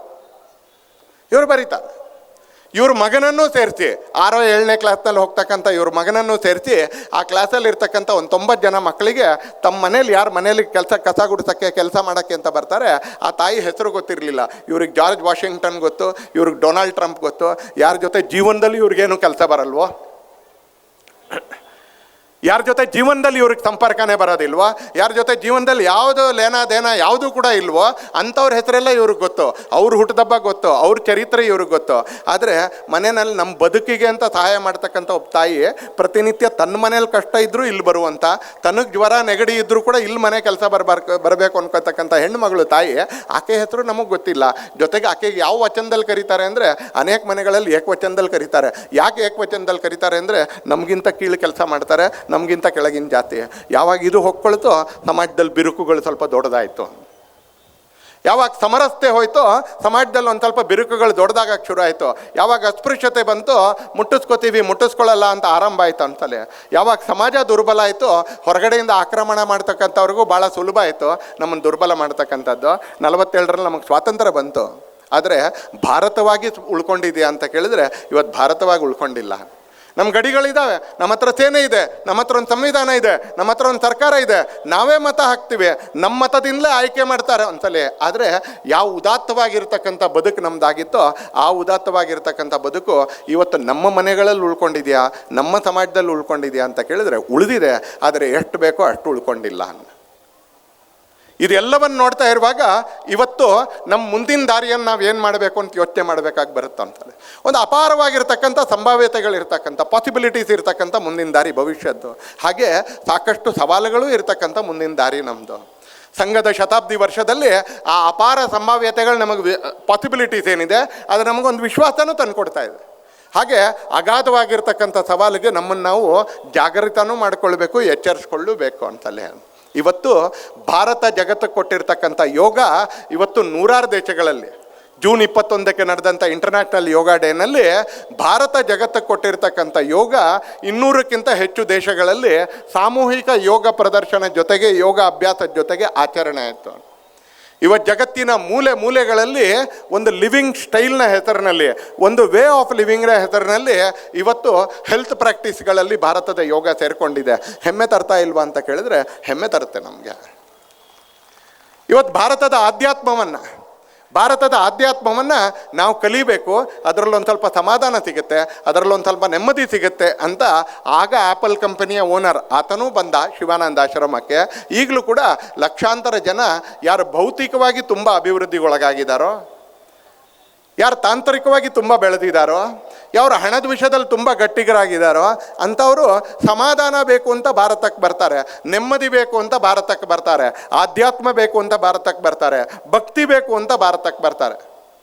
ಹರಿದ್ವಾರಕ್ಕೆ ಹೋಗ್ತಾರೆ, ಋಷಿಕೇಶಕ್ಕೆ ಹೋಗ್ತಾರೆ, ಮೈಸೂರಿಗೆ ಬರ್ತಾರೆ, ಕೊಯಮತ್ತೂರಿಗೆ ಬರ್ತಾರೆ, ಕಾಂಚಿಗೆ ಬರ್ತಾರೆ, ನೆಮ್ಮದಿಗೋಸ್ಕರ ಬರ್ತಾರೆ, ಆನಂದಕ್ಕೆ ಬರ್ತಾರೆ, ಯೋಗಕ್ಕೋಸ್ಕರ ಬರ್ತಾರೆ, ಭಾರತದ ಜೀವನ ಪದ್ಧತಿಗೋಸ್ಕರ ಬರ್ತಾರೆ. ಅಪಾರವಾಗಿರ್ತಕ್ಕಂಥ ವಿಶ್ವಾಸ ಇವತ್ತು ಭಾರತದ ಬಗ್ಗೆ ಬೆಳೀತಾ ಇದೆ. ಎಲ್ಲಿದೆ ಇದೆಲ್ಲ? ನಮ್ಮನೆಯಿಂದ ಇದೆ. ಎಲ್ಲಿ ಅರಳಿತಿದೆಲ್ಲ? ನಮ್ಮಂಥ ಮನೆಗಳಲ್ಲೇ ಅರಳಿತ್ತು. ಯಾರು ಇದನ್ನು ಜಗತ್ತಿಗೆ ತೋರಿಸ್ಕೊಟ್ಟವರು? ನಾವೇ ಬದುಕು ತೋರಿಸ್ಕೊಟ್ಟಿರ್ತಕ್ಕಂಥವ್ರು. ಆದರೆ ಜಗತ್ತು ಈ ಥರದ ಎಲ್ಲ ಸಂಗತಿಗಳನ್ನ ಮೆಚ್ಕೊಳ್ತಾ ಇರಬೇಕಾದ್ರೆ ನಮ್ಮ ಮನೆಗಳು, ನಮ್ಮ ಸಮಾಜ, ನಮ್ಮ ವ್ಯಕ್ತಿಗಳು ನಾವು ಭಾರತೀಯರಾಗಿ ಹಿಂದೂಗಳಾಗಿ ಉಳ್ಕೊಂಡಿದ್ದೀವ ಅಂತ ಕೇಳಿದರೆ there is very less Indianness and very less Hinduness in us. ನಮ್ಮ ಬದುಕಿನಲ್ಲಿ ಆ ಭಾರತೀಯತೆ ಅಂತಕ್ಕಂಥ ತುಂಬ ಕಡಿಮೆ ಇದೆ, ನಮ್ಮ ಬದುಕಿನಲ್ಲಿ ಆ ಹಿಂದೂ ಅಂತಕ್ಕಂಥ ತುಂಬ ಕಡಿಮೆ ಇದೆ. ಇವತ್ತು ಹೆಸರಿನಿಂದ ನಾನು ಹಿಂದೂ, ಮನೆಗಳಲ್ಲಿರ್ತಕ್ಕಂಥ ಕೆಲವು ಸಂಕೇತದಿಂದ ನಾನು ಹಿಂದೂ, ಆದರೆ ಆ ಮನೆ ಒಟ್ಟಿಗೆ ಇದ್ದೀವಿ ಅಲ್ಲಿ ಒಂದ್ಸಲಿ. ಆದರೆ ನಾವು ಒಂದ ಅಂತ ಕೇಳಿದ್ರೆ ಅನೇಕ ಕಡೆಗಳಲ್ಲಿ ಒಂದು ಅಂತ ಅನಿಸೋದಿಲ್ಲ ಅನ್ಸಲ್ಲ. ಮನೆಗಳಲ್ಲಿ ಪರಸ್ಪರ ಮಾತಾಡೋದಕ್ಕಿಂತ ಜಾಸ್ತಿ ಅವರೆಲ್ಲರೂ ತಮ್ಮ ಮೊಬೈಲಲ್ಲಿ ಮುಳುಗಿರೋದೇ ಜಾಸ್ತಿ ಆಗುತ್ತೆ ಅನ್ಸಲ್ಲ. ಮನೆಗಳು ಒಟ್ಟಿಗೆ ಇದ್ದೀವ, ಊಟ ತಿಂಡಿ ಆಗುತ್ತಾ? ಎಲ್ಲ ಊಟ ತಿಂಡಿ ಆಗುತ್ತೆ. ಆದರೆ ಯಾವ ಮೌಲ್ಯಗಳಿಗೋಸ್ಕರ ನಮ್ಮ ದೇಶದಲ್ಲಿ ಮನೆ ಅನ್ನೋದು ನಿರ್ಮಾಣ ಆಯಿತೋ, ಯಾವ ಗುಣಗಳಿಗೋಸ್ಕರ ಕುಟುಂಬಗಳ ನಿರ್ಮಾಣ ಆಯಿತೋ, ಯಾವ ಸಮಾಜಕ್ಕೆ ತಾಕತ್ತು ತುಂಬಲಿಕ್ಕೆ, ಶಕ್ತಿ ತುಂಬಲಿಕ್ಕೆ ಅಂತ ಮನೆಗಳು ಮತ್ತು ಗೃಹಸ್ಥ ಧರ್ಮ ನಿರ್ಮಾಣ ಆಯಿತೋ, ಆ ಮನೆ ಇವತ್ತು ಆ ಥರ ಮೌಲ್ಯಯುತವಾಗಿರ್ತಕ್ಕಂಥ ಕುಟುಂಬನ ಅಂತ ಕೇಳಿದ್ರೆ ಇವತ್ತು ಮೌಲ್ಯಯುತವಾಗಿರ್ತಕ್ಕಂಥ ಕುಟುಂಬ ಅನೇಕ ಕಡೆಗಳಲ್ಲಿಲ್ಲ.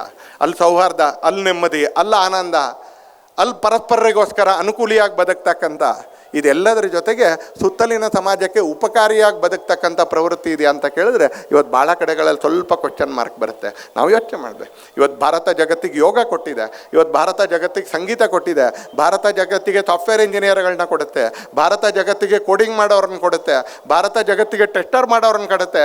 ಆದರೆ ಇವೆಲ್ಲ ಬೇರೆ ದೇಶಗಳು ಕೊಡುತ್ತೆ. ನಾವೇನು ಕೊಡ್ತಾ ಇದ್ದೀವಿ ಅದನ್ನು ಚೀನಾ ಕೂಡ ಕೊಡುತ್ತೆ, ನಾವೇನು ಕೊಡ್ತಾ ಇದ್ದೀವಿ ಸ್ವಲ್ಪ ಮಟ್ಟಿಗೆ ಪಾಕಿಸ್ತಾನ ಕೂಡ ಕೊಡುತ್ತೆ. ಆದರೆ ಯಾರೂ ಕೊಡ್ಲಿಕ್ಕೆ ಆಗದೆ ಇರತಕ್ಕಂಥ ಅನೇಕ ಸಂಗತಿಗಳು ನಮ್ಮ ಹತ್ರ ಇದ್ದಾವೆ. ಅದನ್ನು ನಾವು ಕೊಡೋದ್ರಲ್ಲಿ ಇವತ್ತು ಕೊಡ್ತಾ ಇದ್ದೀವಿ, ಆದರೆ ಅದು ನಮ್ಮೊಳಗಿದೆಯಾ ಅಂತ ಕೇಳಿದ್ರೆ ಭಾಳ ಕಡಿಮೆ ಇದೆ. ಸಂಘದ ಶತಾಬ್ದಿ ವರ್ಷದ ಸಂದರ್ಭದಲ್ಲಿ, ಹಿಂದೂ ಸಮಾಜೋತ್ಸವ ಸಂದರ್ಭದಲ್ಲಿ ನಾವು ಕೇವಲ ಮುಸಲ್ಮಾನರ ಜನಸಂಖ್ಯೆ ಜಾಸ್ತಿ ಆಗ್ತಾ ಇದೆ, ಆ ಕಾರಣಕ್ಕೆ ಆ ಜನಸಂಖ್ಯೆ ಅನುಪಾತವನ್ನು ಸರಿಯಾಗಿ ಉಳಿಸ್ಕೊಳ್ಳೋಕೆ ಏನು ಮಾಡಬೇಕು ಅದನ್ನು ಮಾಡಬೇಕು ಅನ್ನೋದನ್ನು ಬರೀ ಯೋಚನೆ ಮಾಡಿದ್ರೆ ಸಾಲೋದಿಲ್ಲ.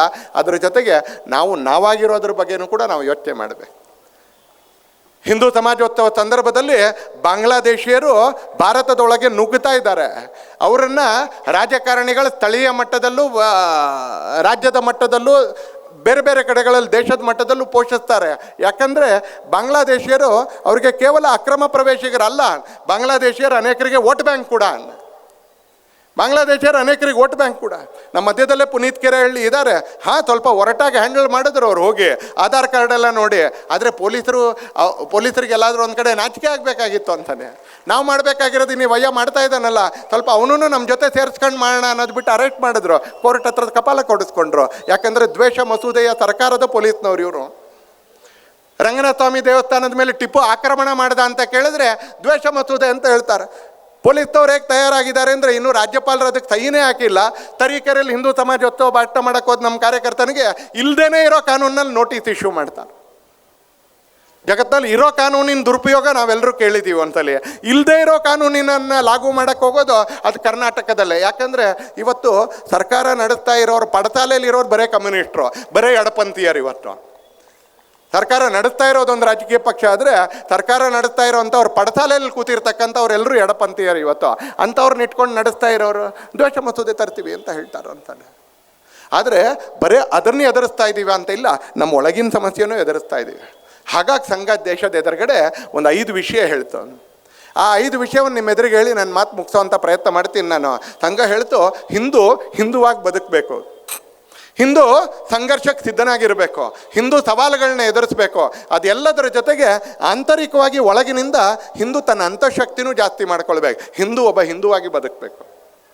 ಮೊದಲನೇ ಸಂಘ ಹೇಳ್ತು, ಪರಿಸರಕ್ಕೆ, ಪರ್ಯಾವರಣಕ್ಕೆ, ಎನ್ವಿರಾನ್ಮೆಂಟ್ ಫ್ರೆಂಡ್ಲಿ ಆಗಿರ್ತಕ್ಕಂಥ ಜೀವನ, ಪರಿಸರಕ್ಕೆ ಅನುಕೂಲವಾಗಿರ್ತಕ್ಕಂಥ ಜೀವನ. ಒಂದಷ್ಟು ನೀರು ಉಳಿಸಿ. ಕಾವೇರಿ ಎಲ್ಲಿಂದ ಬರುತ್ತೆ ಅನ್ನೋ ಕತೆ ಕೇಳಿದ್ರೆ ಮನೇಲಿ ಟ್ಯಾಪ್ ಓಪನ್ ಮಾಡಿ ಇಟ್ಬಿಟ್ಟು ಎಲ್ಲ ಕೆಲಸ ಮಾಡ್ತೀವಲ್ಲ, ನಿಂತೋಗ್ಬಿಡುತ್ತೆ. ಕಾವೇರಿ ತೊರೆಕಾಡಿನಹಳ್ಳಿಯಲ್ಲಿ ಎಲ್ಲಿ ಪಂಪ್ ಮಾಡ್ತಾರೆ ಅಲ್ಲಿಂದ 900 ಅಡಿ ಪಂಪ್ ಮಾಡಬೇಕು ಗೋವಿಂದರಾಜನಗರ ಟ್ಯಾಪ್ನಲ್ಲಿ ನೀರು ಬರೋಕ್ಕೆ. 900 ಅಡಿ ಪಂಪ್ ಮಾಡ್ಲಿಕ್ಕೆ ಬೇಕಾಗಿರ್ತಕ್ಕಂಥ ಪಂಪ್ಗಳು ಹೇಗಿದ್ದಾವೆ ಅಂತ ನಮ್ಮಲ್ಲಿ ಯಾರಾದರೂ ಹೋಗಿ ಒಂದಲ್ಲಿ ನೋಡ್ಕೊಂಡು ಬಂದರೆ, ಮನೇಲಿ ಟ್ಯಾಪ್ ಆನ್ ಮಾಡಿ ಇಟ್ಬಿಟ್ಟು ಯಾವತ್ತೂ ಕೂಡ ನಾವು ಮುಖ ತೊಳೆಯಲ್ಲ, ಕೈ ತೊಳೆಯಲ್ಲ, ಶೇವಿಂಗ್ ಮಾಡೋದಿಲ್ಲ ಅಂತಲೇ. ನೀರನ್ನು ಅಲ್ಲಿಂದ ಉಳಿಸ್ಬೇಕು. ದೊಡ್ಡ ದೊಡ್ಡ ಪರಿಸರ ಪ್ರೇಮಿಗಳ ಕೆಲಸ ಏನಿದೆ ಅದನ್ನು ಆಮೇಲೆ ಮಾಡೋಣ ಅಂತಲೇ. ನನ್ನ ಮತ್ತು ನಿಮ್ಮ ಬದುಕಿನಲ್ಲಿ ಯೂಸ್ ಆ್ಯಂಡ್ ಥ್ರೋ ಉಪಯೋಗಿಸಲ್ಲ, ನಾನು ಮಾಡಲ್ಲ. ಏನಿದೆಯೋ ಅದನ್ನು 10 ವರ್ಷಗಳ ಕಾಲ ಮಾಡ್ತೀನಿ. ಇವತ್ತು ಇಲ್ಲಿ ಕೂತ್ಕೊಂಡಿರ್ತಕ್ಕಂಥ ತುಂಬ ಯುವಕರು ಮತ್ತು ಯುವತಿಯರು ತಮ್ಮ ಜೋಬ್ನಲ್ಲಿರ್ತಕ್ಕಂಥ ಅಥವಾ ಪರ್ಸ್ನಲ್ಲಿರ್ತಕ್ಕಂಥ ಪೆನ್ ತೆಗೆದುಬಿಟ್ಟು ನಮ್ಮ ಪ್ರಶ್ನೆ ಕೇಳ್ಕೊಂಡ್ರೆ, ಆ ಪೆನ್ ಎಷ್ಟು ವರ್ಷದಿಂದ ನಮ್ಮ ಜೋಬಲ್ಲಿ ಇದೆ ಅಂತ ತುಂಬ ಜನರು 2-3 ದಿನದಿಂದಲೂ ಇದೆ ಅಂತ ಹೇಳೋದಿಲ್ಲ ಅಂತ. ಯಾಕೆ ಅಂತ ಕೇಳಿದ್ರೆ, ಇವತ್ತು ಯೂಸ್ ಆ್ಯಂಡ್ ಥ್ರೋ, ಅವ್ರ ಹತ್ರ ತಗೋ ಈ ಕಡೆ ಬಿಸಾಕು, ಇವ್ರ ಹತ್ರ ತಗೋ ಆ ಕಡೆ ಬಿಸಾಕು. ಪರಿಸರಕ್ಕೆ ಅನುಕೂಲಕರವಾಗಿ ಬದುಕಬೇಕು, ಇದು ಕೂಡ ಹಿಂದುತ್ವ. ಬರೀ ಬಾಂಗ್ಲಾದೇಶಿಯರ ಬಗ್ಗೆ ಮಾತಾಡಿದ್ರೆ, ಬರೀ ಜನಸಂಖ್ಯೆ ಬದಲಾವಣೆ ಬಗ್ಗೆ ಮಾತಾಡಿದ್ರೆ ಮಾತ್ರ ಒಬ್ಬ ಹಿಂದೂ ಆಗ್ತೀವಿ ಅಂತಲ್ಲ. ನಾವು ನಮ್ಮ ಸುತ್ತಮುತ್ತ ಪರಿಸರವನ್ನು ಸಂರಕ್ಷಣೆ ಮಾಡ್ತಾ, ನಾವು ಏನನ್ನು ಕೊಳಕನ್ನು ಮಾಡದೆ, ನಾವು ಏನನ್ನು ಪರಿಸರ ನಾಶಕ್ಕೆ ಕೊಡುಗೆಯನ್ನು ಕೊಡದೆ, ನಾವು ಎಲ್ಲವನ್ನೂ ಸದುಪಯೋಗ ಮಾಡ್ತಾ, ಎಷ್ಟು ಬೇಕೋ ಅಷ್ಟೇ ಉಪಯೋಗ ಮಾಡ್ತಾ ಬದುಕಬೇಕು. ಇದು ಒಂದು ಹಿಂದೂ ಸಂಯಮ. ಈ ಜಗತ್ತಿನಲ್ಲಿ ಭಾರತ ಜಗತ್ತಿಗೆ ಕಲಿಸ್ಕೊಡ್ತು. ಹಿಂದೂ ಸಂಯಮವನ್ನು ಕಲಿಸ್ದ. ಹಿಂದೂ ಸಂಯಮ ಬರೀ ಇನ್ನೊಬ್ಬ ವ್ಯಕ್ತಿ ಜೊತೆ ಮಾತಾಡಬೇಕಾದ್ರೆ ಮಾತ್ರ ಅಲ್ಲ, ಪರಿಸರದ ಜೊತೆಗೆ ಬದುಕಬೇಕಾದ್ರೂ ಒಂದು ಸಂಯಮ. ನನಗೆ ಎಷ್ಟು ಬೇಕೋ ಅಷ್ಟಿದೆ. ಗಾಂಧೀಜಿ ಒಂದ್ಸಲಿ ಪ್ರಯಾಗ್ರಾಜ್ದಲ್ಲಿ ಇರಬೇಕಾದ್ರೆ, ಊರಿನ ಹೆಸರು ತಪ್ಪು ಇರ್ಬೋದು ನಾನು ಹೇಳ್ತಾ ಇರ್ತಕ್ಕಂಥದ್ದು, ಬೆಳಿಗ್ಗೆ ತನ್ನ ಕ್ಷೌರ ಮಾಡ್ಕೊಳ್ಳೋಕ್ಕೆ ಅಂತ ಒಂದು ಚೊಮ್ಮನಲ್ಲಿ ನೀರು ತೊಗೊಂಡು ಬಂದು ಕ್ಷೌರ ಮಾಡ್ಕೊಳ್ಳೋಕೆ ಆರಾಮ ಮಾಡ್ತಾರಂತೆ ಮಹಾತ್ಮ ಗಾಂಧೀಜಿ. ಸುತ್ತಮುತ್ತ ಇದ್ದಂಥವರೆಲ್ಲ ನಗ್ತಾರೆ, ಏನು ಗಾಂಧೀಜಿ ಇಷ್ಟೊಂದು ಗಂಗೆ ಹರಿತಾ ಇದ್ದಾಳೆ, ಅದರಲ್ಲೇ ನಿಂತ್ಕೊಂಡು ಶೇವಿಂಗ್ ಮಾಡ್ಕೊಳ್ಳೋದು ಬಿಟ್ಬಿಟ್ಟು ಒಂದು ಚೊಂಬು ನೀರು ತೊಗೊಂಡು ಉಪಯೋಗಿಸ್ತಾ ಇದ್ದೀರಲ್ಲ ಕೈ ತೊಳಿಯೋಕ್ಕೆ, ಮುಖ ತೊಳ್ಕೊಳ್ಳೋಕ್ಕೆ. ಆ ಗಾಂಧೀಜಿ ಹೇಳ್ತಾರಂತೆ, ಗಂಗೆಯಲ್ಲಿ ಒಂದು ಚೊಂಬು ನೀರು ನನಗಿರೋದು, ಗಂಗೆ ನನಗೋಸ್ಕರ ಇರೋದಲ್ಲ, ಗಂಗೆಯಲ್ಲಿ 1 ಚೊಂಬು ನೀರು ನನಗೋಸ್ಕರ ಇದೆ.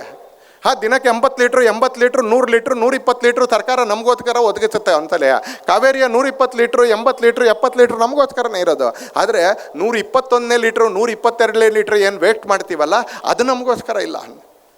Nature has everything for everybody's needs, but nature doesn't have even a single thing for 1 persons greed ಅಂತ ಒಂದು ವಾಕ್ಯ ಹೇಳುತ್ತೆ.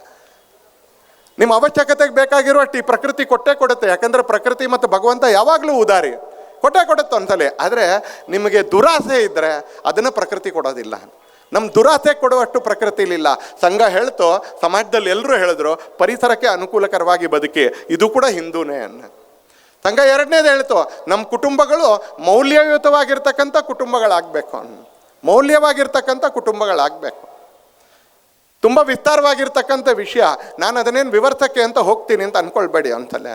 ಬರೇ ಹೆಸರಿಟ್ಟಾಕ್ಷಣ, ಬರೇ ಯಾವುದೋ ಒಂದು ವೇಷ ಹಾಕ್ಕೊಂಡಾಕ್ಷಣ, ಬಟ್ಟೆ ಹಾಕ್ಕೊಂಡಾಕ್ಷಣ, ಅಥವಾ ಯಾವುದೋ ಒಂದಷ್ಟು ಪೂಜೆ ಪುನಸ್ಕಾರ ಮಾಡೋದು ಕೂಡಲೇ ನಾವು ಹಿಂದೂ ಆಗ್ತೀವಿ ಅಂತೇನಿಲ್ಲ. ಹಿಂದುತ್ವ ಅನ್ನೋದು ಒಂದು ಜೀವನ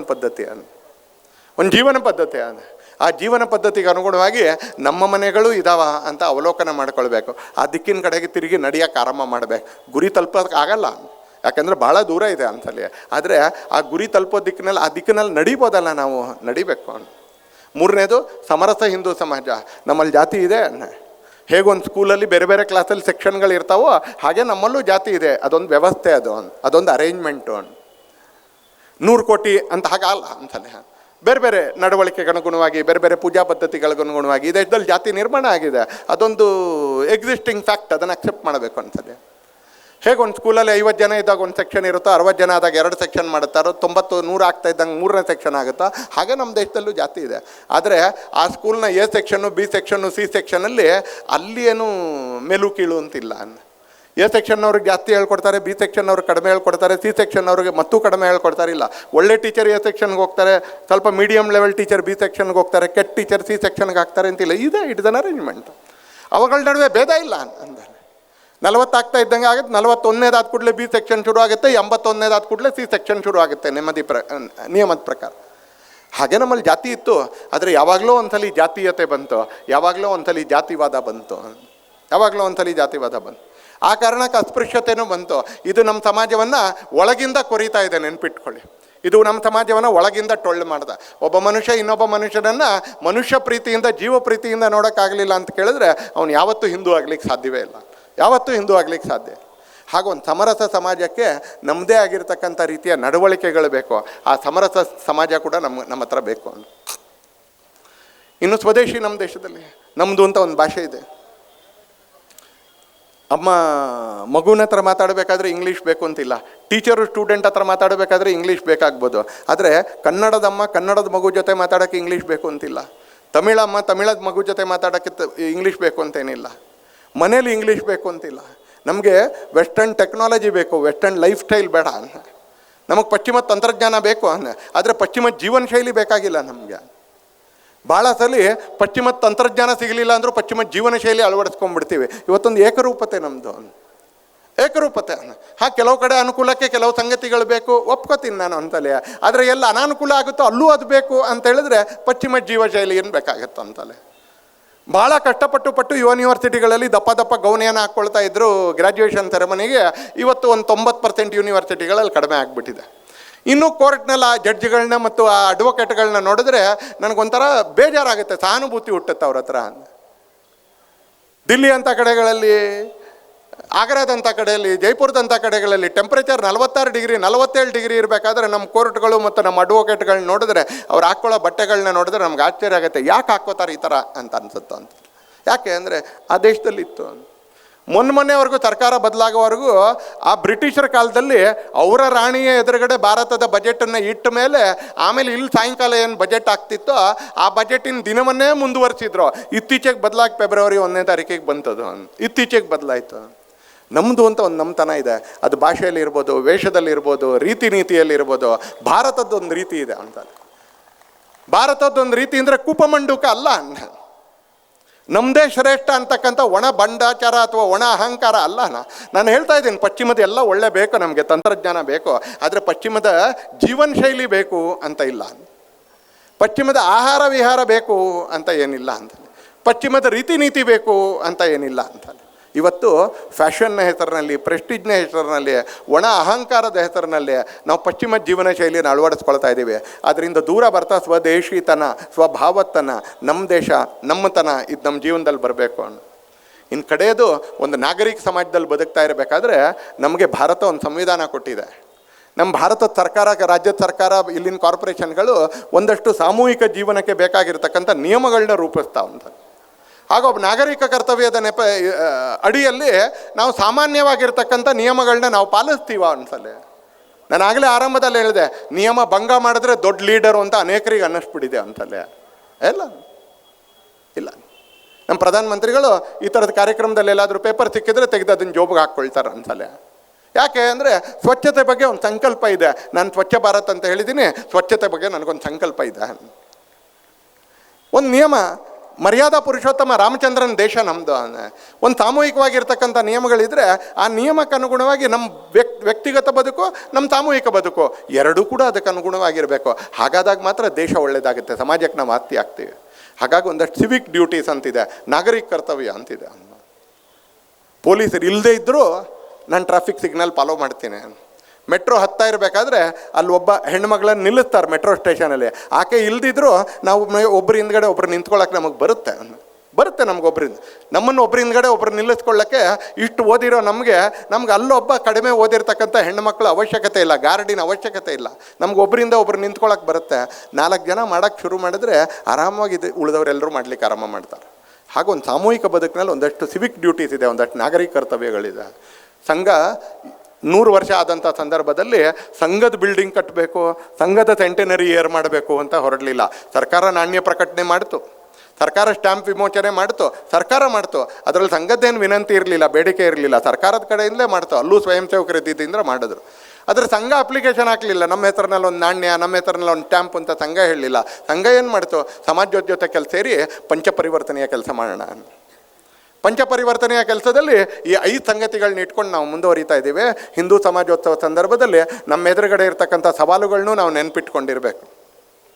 ನಮ್ಮ ಎದುರಿಗಿರ್ತಕ್ಕಂಥ ಸವಾಲುಗಳನ್ನೂ ನಾವು ನೆನಪಿಟ್ಕೊಂಡಿರಬೇಕು. ಹಾಗೆ ನಮ್ಮ ಎದುರಿಗಿರ್ತಕ್ಕಂಥ ಅನಂತ ಅವಕಾಶಗಳನ್ನೂ ನಾವು ನೆನಪಿಟ್ಕೊಂಡಿರಬೇಕು. ನಮ್ಮ ಜೊತೆಗಿರ್ತಕ್ಕಂಥ ಒಂದು ಇತಿಹಾಸ ಏನು, ಪರಂಪರೆ ಏನು, ಅದು ನಮ್ಮ ಲಿಗೆಸಿ ಏನು ಅನ್ನೋದು ಒಂದು ಹೆಮ್ಮೆಯಿಂದ ನಾವು ನೆನಪಿಟ್ಕೊಂಡಿರ್ಬೇಕು. ಇದನ್ನು ಪೀಳಿಗೆಯಿಂದ ಪೀಳಿಗೆಗೆ ನಾವು ದಾಟಿಸ್ಬೇಕು ಅನ್ಸಲ್ಲ. ಇವತ್ತು ದೇಶ ಒಂದು ದೊಡ್ಡ ಸಂಕ್ರಮಣ ಸ್ಥಿತಿಯಲ್ಲಿ ನಿಂತಿದೆ ಅನ್ಸಲ್ಲ. ಇವತ್ತು ನಾನು ಬೆಳಗ್ಗೆ ಡಾಕ್ಟರ್ ಬಾಬಾ ಸಾಹೇಬ್ ಅಂಬೇಡ್ಕರ್ ಬಗ್ಗೆ ನಾನು ಕಾಫಿರಾ ಅಂತಕ್ಕಂಥ ಒಂದು ಪುಸ್ತಕವನ್ನು ಬಿಡುಗಡೆ ಮಾಡಿದರ ಕಾರ್ಯಕ್ರಮದಲ್ಲಿ ಉಪಸ್ಥಿತಿದ್ದು ಬಂದು 10 ವರ್ಷದ ಕೆಳಗೆ ಆ ಥರದ ಪುಸ್ತಕಗಳು ಬಿಡುಗಡೆ ಮಾಡೋಕ್ಕೆ ಆಗ್ತಾ ಇರಲಿಲ್ಲ ಕರ್ನಾಟಕದಲ್ಲಿ. ಆದರೆ ಇವತ್ತು ನಡೀತಾ ಇರ್ತಕ್ಕಂಥ ಮಂಥನದಲ್ಲಿ ನೂರಾರು ಜನರಿಗೆ ಸತ್ಯ ಏನು ಅಂತ ಗೊತ್ತಾಗಕ್ಕೆ ಆರಂಭ ಆಗಿದೆ. ಭ್ರಮೇಲಿದ್ದಂಥವ್ರು ಹೊರಗಡೆ ಬರಲಿಕ್ಕೆ ಆರಂಭ ಮಾಡಿದ್ದಾರೆ. ಮನಸ್ಸಿನ ಮುಂದೆ ಕಣ್ಣಿನ ಮುಂದೆ ಇದ್ದಂಥ ಏನು ಆ ಪರದೆಗಳಿತ್ತು ಅದು ಅನೇಕ ಕಡೆಗಳಲ್ಲಿ ಸರಿದು ಹೋಗಿದೆ ಅನ್ಸಲ್ಲ. ಇವತ್ತು ದೇಶ ಬದಲಾಗಿದೆ.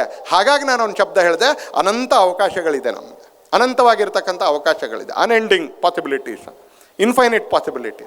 ಹಾಗೆ ಅಷ್ಟೇ ದೊಡ್ಡ ಪ್ರಮಾಣದಲ್ಲಿ ಮತ್ತೆ ಅದೇ ಸಮಸ್ಯೆಗಳು ನಿರ್ಮಾಣ ಮಾಡ್ತಕ್ಕಂಥ ಶಕ್ತಿಗಳು ನಮ್ಮ ಹತ್ರ ಇದ್ದಾವೆ ಅಂತಾರೆ. ಅದೇ ಥರ ಶಕ್ತಿಗಳು